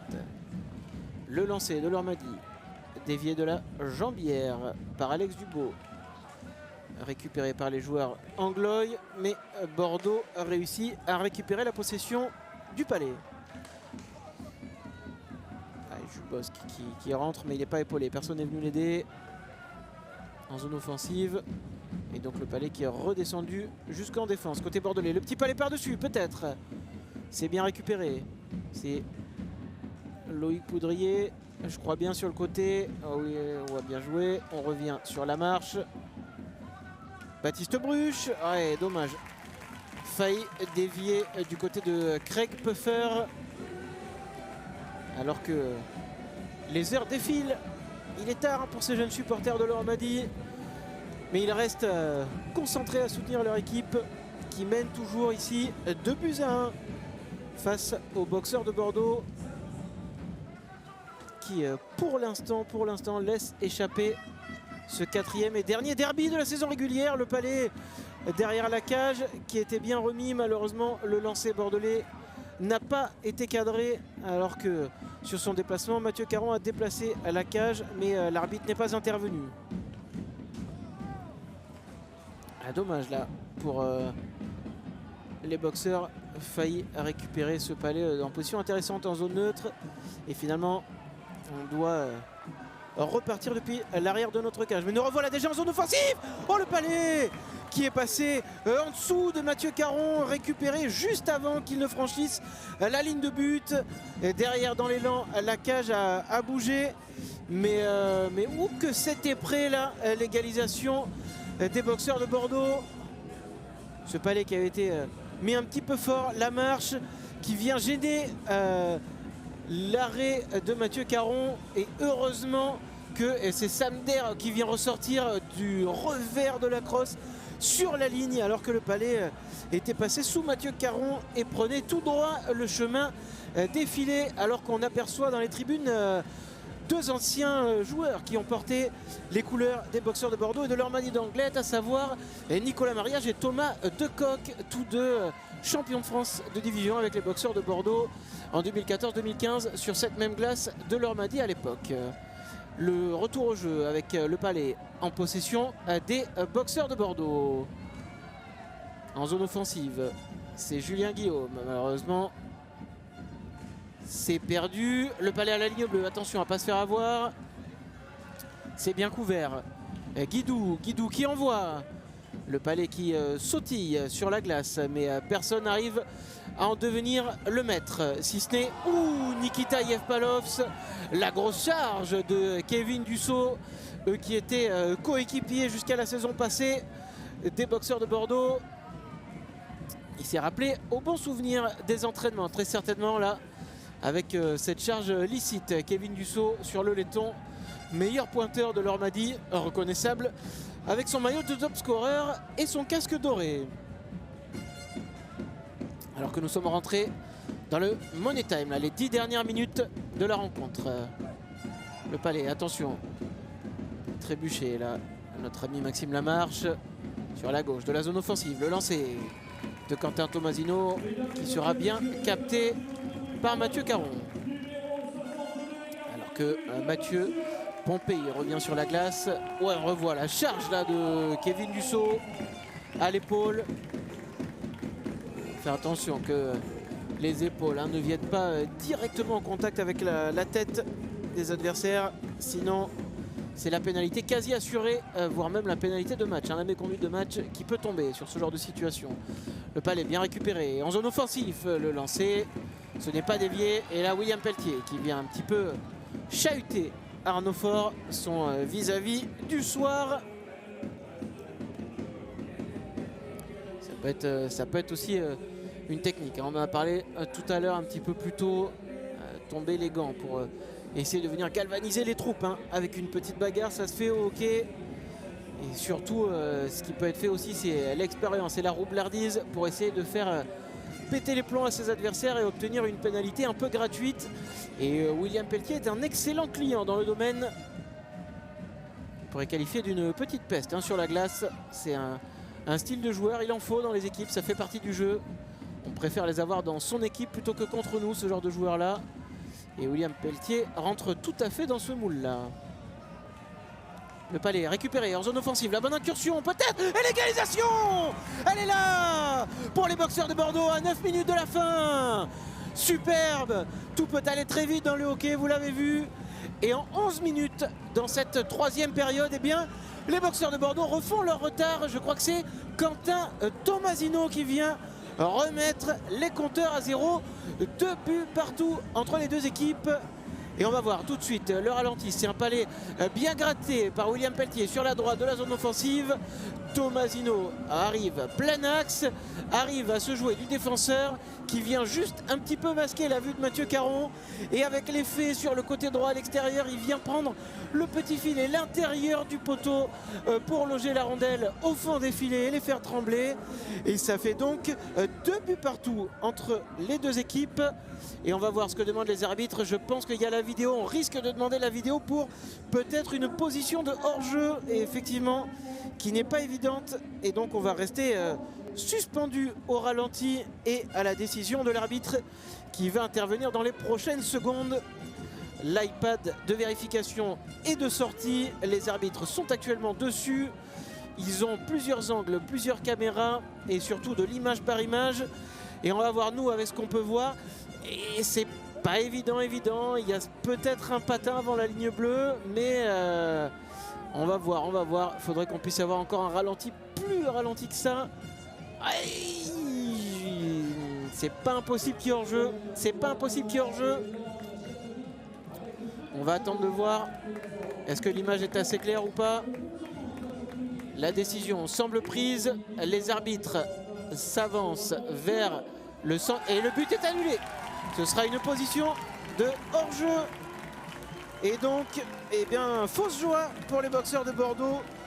On en reste donc à 2-1 pour le moment. Mais si les boxeurs l'ont fait, ils peuvent le refaire et ils vont le refaire. On va y croire. Donc le hors-jeu, on va reprendre la règle. Si jamais vous êtes néophyte, eh bien il ne faut pas rentrer en zone offensive, donc ne pas dépasser la ligne bleue avant le Palais. Et là sur cette occasion, eh bien Quentin Tomasino était lancé un petit peu trop vite et avait une partie attention à la l'égalisation qui aurait pu arriver sur ce lancer de Maxime Lamarche. Ouais, Quentin Tomasino, je disais qu'il y avait donc eh bien, les patins qui avaient dépassé, ou en tout cas au moins un patin qui avait dépassé la ligne bleue avant le Palais. Et là il y a eu un bon lancer dévié à récupérer, mais Mathieu Caron veillait au grain. Et donc toujours pas, je suis curieux de savoir combien de lancers a arrêté Mathieu Caron ce soir, parce que ça doit être un sacré paquet. Pour ne pas dire de bêtises, actuellement sur la feuille de match, on annonce 33 lancers bordelais. C'était 11-5 en première période, 16-15 à l'avantage des Anglois en deuxième période, et pour l'instant c'est 7 lancers à 2 en troisième période. Alors que là, pendant que j'ai numéré les lancers, il y a eu nouvelle frappe à la cage des boxeurs de Bordeaux, qui a été stoppé par Caron, laissé en rebond, mais malheureusement personne n'est venu côté boxeurs et essayer de jouer le rebond pour glisser le palais au fond. Donc pas si dangereux, mais les opportunités commencent à arriver. Les Bordelais commencent à faire le siège de la cage de Caron. Le lancer, encore un rebond, il n'y a personne devant la cage là pour venir mettre la pression côté boxers. Il faut régler ça vite, parce que c'est comme ça qu'on va réussir à tromper la vigilance de ce solide gardien. Attention, Julien Guillaume qui n'a pas pu se saisir du palais. Les boxeurs qui s'y mettent à 2. Ouais, là ça va être une pénalité appelée normalement. Non, joué, dit monsieur l'arbitre. Les playoffs approchent. On commence à laisser jouer un petit peu plus là en début de saison. Ça aurait sifflé tous les jours ce genre d'action. Et c'est peut-être ce genre d'action non sifflée qui peuvent faire sortir du match aussi les joueurs de l'Ormadi. Alors attention, on va peut-être jouer là-dessus. Le palais qui a été bien négocié là par Alex Dubo, qui a laissé le rebond bien contrôlé. Les Bordelais qui repartent. Il n'y a plus trop de gaz là, plus trop de jus. Tom Guidou qui essaye de garder un peu le palais en zone offensive. On va changer côté Bordelais. Voilà la défense. Cette fois-ci c'est Nick Pajot. Nick Pajot, le gros lancé. Mais il est clair, le champ de vision limpide de Mathieu Caron.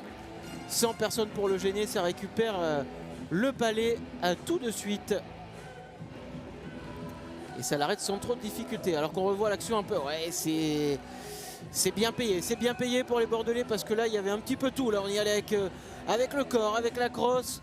On essaye de montrer qu'on n'a pas trop fait exprès, que c'est le joueur de l'Ormadi qui tient la crosse. Mais personne n'est trop dupe. On pense bien qu'il a été un petit peu aidé, un petit peu retenu et accroché là, par la défense bordelaise. Mais on va pas s'en plaindre. Allez, 7 minutes à jouer. Et un dégagement interdit du côté de l'Ormadi. Toujours 2-1 après ce but refusé de Quentin Tomasino pour hors-jeu, et cette réduction du score un petit peu plus tôt de Loïc Poudrier pour les boxeurs. On rappelle que c'est Anton Vasiliev et Ivan Ezipov qui ont ouvert le score puis doublé la marque pour l'Ormadi un petit peu plus tôt dans la seconde période pour l'Ormadi d'Anglette. En zone offensive, les boxeurs qui font tourner derrière la cage, Kélian Leborn. Non, c'est pas Kélian Leborn, autant pour moi, c'est Morin. Le palais qui revient sur Pajot à la bleue, qui tire, mais ça viendra heurter la balustrade derrière les filets anglois.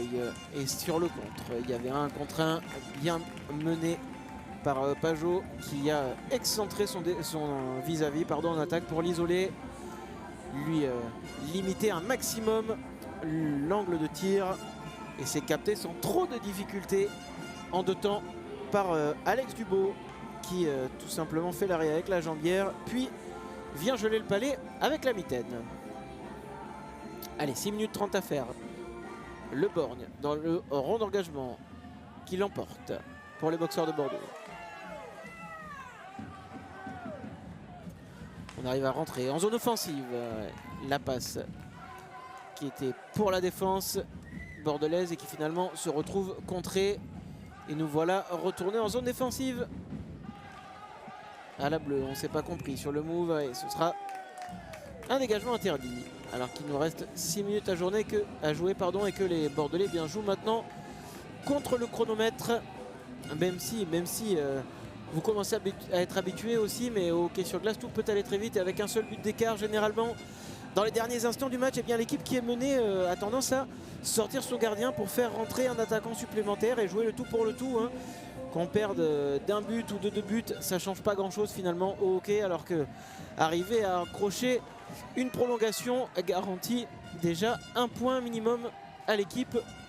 Et donc pour tenter crânement leur chance, eh bien, dans les derniers instants du match, les équipes menées au score sortent le gardien pour faire rentrer un joueur de champ supplémentaire. Alors que là, les Bordelais sont à l'attaque. Derrière la cage, on remet à l'opposé, c'est remonté à la bleue. Alors du champ, donc on ne voit pas trop ce qui se passe finalement. C'est l'Ormadi qui récupère sur la ligne bleue. Le numéro 92. Et qui perd possession du palais. Palais envoyé trop loin. Ouais, il n'y aura pas de dégagement interdit parce que le joueur d'Anglet pouvait le jouer juste avant que le palais dépasse la ligne de but. Et donc l'arbitre a annulé le dégagement interdit. Bordeaux reprend possession du puck en zone défensive. Il y a un 3 contre 3 à jouer. Peut-être côté gauche, le rebond. C'est récupéré par Poudrier dans le coin. Et le palais qui roule le long du plexiglas et vient heurter le filet de protection autour de ce dernier. Et donc l'arbitre intervient pour signaler une remise au jeu. On approche de la marque des 5 minutes à jouer dans le temps réglementaire. Le face-off remporté par les boxeurs. Le palais à la bleue. Nick Pajot qui veut lancer. C'est contré par la défense de l'Ormadi. Bien récupéré par Poudrier. Poudrier qui remet à la bleue. Ouais, il y a eu un bon lancer de Jules Bosc à nouveau. Il y avait du monde devant la cage. Mais le palais est arrivé tout droit dans le plastron de Mathieu Caron qui effectue un nouvel arrêt. Et donc une nouvelle remise en jeu à venir en zone offensive pour Bordeaux.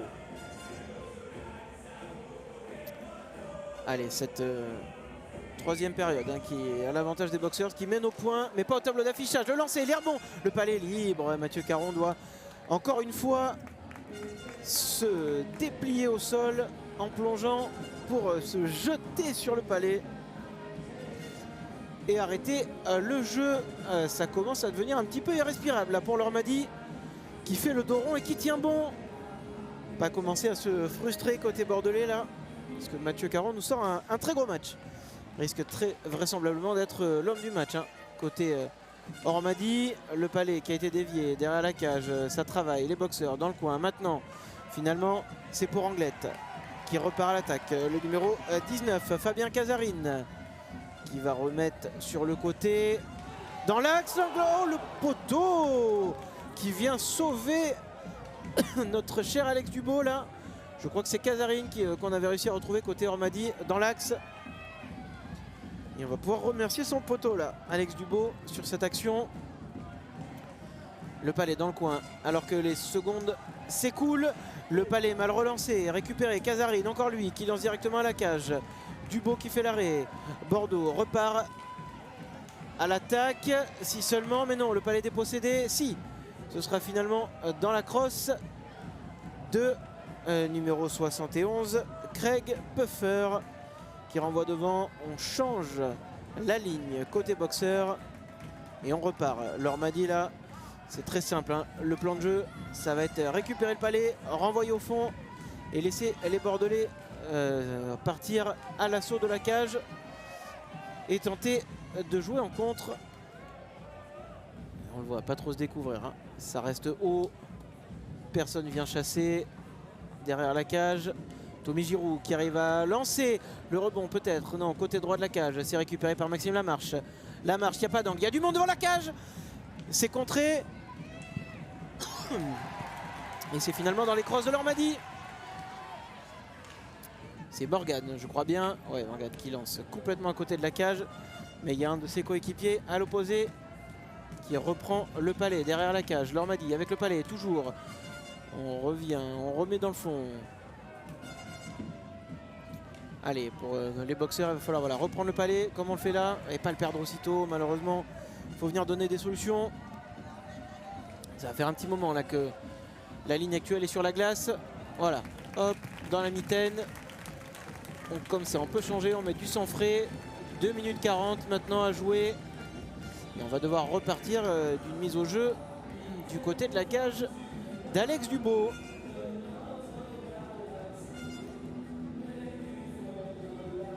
Ouais, c'est... Allez, la ligne sur la glace. William Pelletier avec normalement, si je ne dis point de bêtises, du Kélian Leborn et Baptiste Bruche. Voilà la ligne offensive qui était donnée. Ouais. William Pelletier qui soulève littéralement son adversaire là sur le rond d'engagement. Bordeaux qui reprend le palais, ça part vite. Ouais, dommage. Ça tente le jeu très direct et très longue distance côté bordelais, mais si ça passait là, si le palais sautait au-dessus de la palette du joueur d'Anglet, il y avait une très belle échappée à jouer. Et là c'est Lormady qui lance à la cage, mais le lancer passe bien au-dessus de la cage de Dubo. La sortie de zone menée par Jules Bosc. Jules Bosc côté gauche, on dévie. Ça ne donne rien, le palais prolongé, alors qu'il reste désormais plus que 2 minutes à jouer dans cette rencontre. Attention, le numéro 12 de Lormady, le lancer, l'arrêt d'Alex Dubo. Un grand merci à lui, puisque là, Julien Munoz, encore une fois, avait réussi à s'infiltrer sur le côté, repiquer dans l'axe.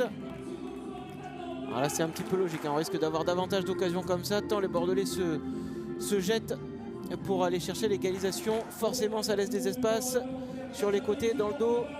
On a un défenseur qui reste en couverture, mais guère plus. Il va falloir un grand Dubo et une efficacité maximale en défense. Et là, la mise au jeu qui est remportée par Lormady. Allez, qui remonte à la bleue, renvoyé aussitôt au fond. On envoie quelqu'un pour chasser et gêner la relance bordelaise. Allez, qui s'axe autour de Maxime Lamarche. Maxime Lamarche qui fait une passe.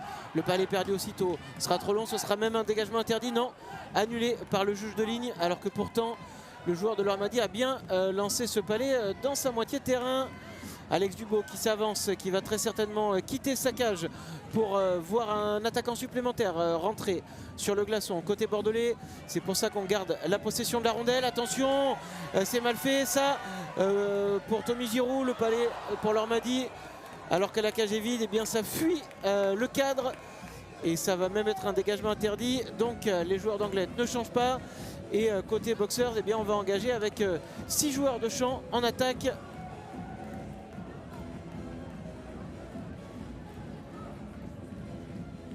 Allez, qu'est-ce que signale monsieur l'arbitre? Est-ce qu'il ne se serait pas trompé finalement? Ah, c'est un temps mort. C'est un temps mort demandé par Bordeaux, fort logiquement.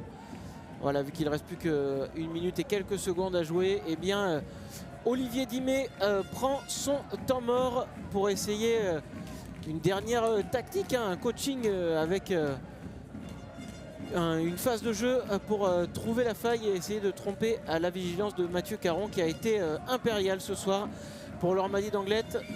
Dommage de ne pas pouvoir capitaliser sur le dégagement interdit, hein, puisque en cas de dégagement interdit, les joueurs du côté de Lormady ne peuvent pas changer. Et là, ils étaient fatigués. Le temps mort leur a permis de souffler et de se reposer pendant une trentaine de secondes. Mais nous voilà déjà repartis au jeu. Et donc, face-off crucial pour Pierre-Olivier Morin et les boxeurs de Bordeaux à venir. Le palais qui va rester en zone offensive dans les crosses bordelaises, dans le coin, ça travaille. Les joueurs d'Anglet ont tout intérêt à ralentir la sortie du palais pour que les secondes s'égrènent. C'est finalement chose faite. Le palais sort pour les boxeurs. Le lancer qui est contré. Il va prendre son propre rebond. C'est récupéré par un coéquipier. La passe pour Giroud dans l'axe, dommage. Palais envoyé au fond et nouveau dégagement interdit à venir. Signalé à l'encontre de Lormady.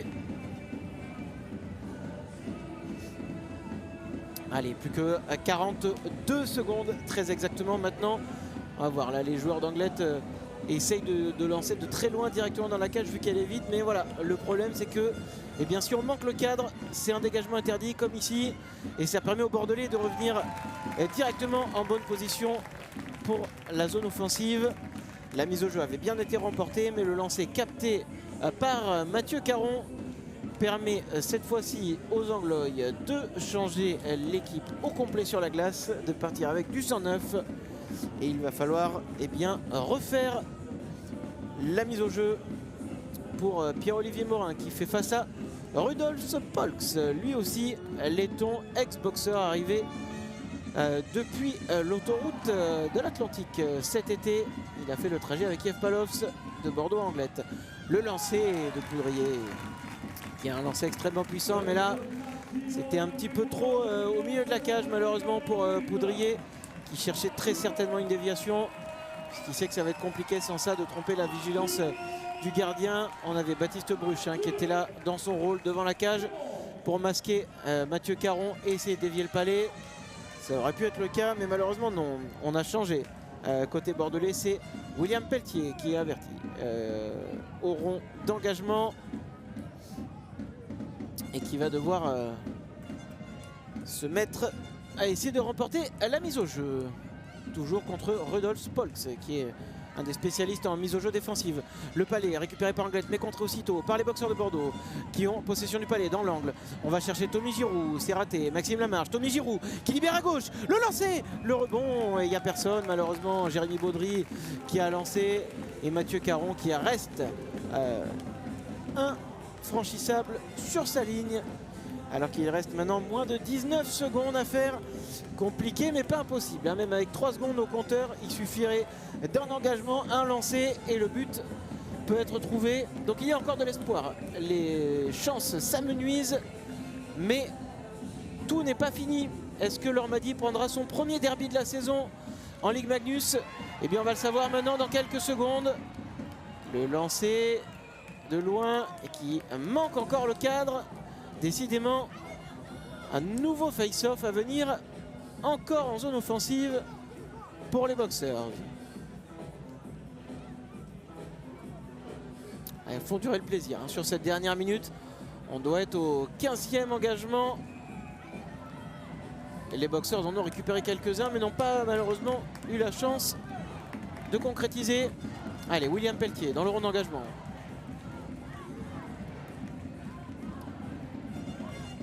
Bordeaux compte sur William Pelletier sur cet engagement. C'est bien fait, c'est récupéré. Jules Bosque pour son compère en défense. Le lancer, le rebond et encore une fois maîtrisé aussitôt par Caron qui a décidé de sortir les barbelés ce soir devant le filet basque. Il ne cédera pas, il a cédé une fois et on ne lui en voudra pas vu le nombre d'arrêts qu'il a réalisé ce soir. Il aura bien mérité son massage à la fin du match. Allez, les boxeurs qui reviennent. Le lancer à la bleue, ça passe à côté du filet. Cette fois-ci dans la crosse d'Anglette. Et celui-là, non, il n'ira pas au fond. Mais c'est la fin du temps réglementaire et donc, eh bien, la victoire de l'Ormadi qui s'adjuge son premier derby du Sud-Ouest de la saison. Pour s'éloigner un petit peu plus de la dernière place aux dépens des Rapaces de Gap. Et pour les boxeurs, eh bien, la 4e place se confirme et on va aller vérifier tout de suite le score de Marseille-Grenoble. Ouais, les brûleurs de Grenoble qui mènent 3 à Marseille. Marseille ne devrait pas marquer de points, donc les Bordelais devraient conserver leurs quelques points d'avance. Leurs 5 points d'avance très exactement au classement et leur 4e place. Voilà, des regrets côté bordelais, hein. Cette première période finalement assez brouillonne de part et d'autre, mais Bordeaux a eu des occasions. Deuxième période où Bordeaux a commencé surtout tambour battant sans être récompensé jusqu'à ce but d'Anton Vasiliev contre le cours du jeu qui a complètement changé la physionomie de cette seconde période et de la rencontre, puisque quelques instants plus tard Ivan Ezipov doublait la mise pour l'Ormadi et malgré la réduction du score de Loïc Poudrier dans cette 3e période, bien mieux menée par les boxeurs de Bordeaux et l'égalisation espérée et crue, hein, de la part de Quentin Tomasino qui avait inscrit le but du 2-2 jusqu'à ce que les arbitres fassent appel à la vidéo et que le but soit déjugé et annulé pour une cause de hors-jeu. Malheureusement, on y a cru côté bordelais. On a vu du mieux dans cette 3e période, mais on va devoir finalement s'incliner et donc eh bien c'est mine de rien une 4e défaite consécutive pour les Bordelais qui vont devoir faire beaucoup mieux dimanche à la maison et ce ne sera pas une mince affaire face aux Dragons de Rouen qui sont plus que jamais leaders du championnat. Et pour faire un petit clin d'œil sur la suite de la saison pour les boxeurs, eh bien après la réception de Rouen dimanche, Bordeaux se déplacera à Briançon mercredi. Un match à suivre sur les antennes de TV7 avant de recevoir pour le dernier match de la saison régulière, la 44e journée de Ciné Glace Ligue Magnus, les Spartiates de Marseille à la patinoire Mervedec pour ce qui devrait être une véritable répétition générale avant les playoffs, puisque Bordeaux et Marseille occupent la 4e et la 5e place et devraient donc en toute logique se rencontrer en quart de finale des playoffs de Ligue Magnus. Voilà, c'est tout pour moi. J'espère que vous avez apprécié cette rencontre.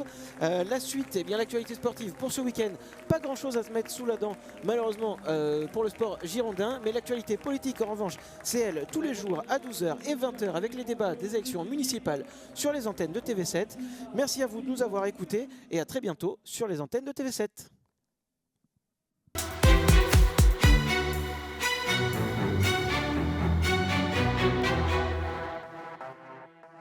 À la vitesse de la Garonne, on place au bord d'un métronome un mouvement continu qui s'appelle Bordeaux Métropole. Bordeaux, tant de sport à partager, à célébrer. Le sport n'est pas seulement une question de performance, mais aussi de bien-être. Bien voir et bien entendre, lunettes, lentilles, aides auditives. Rendez-vous dans nos magasins de Gironde dès aujourd'hui. Le sport, ça se vit pas tout seul. La cage, c'est la place pour vivre le sport.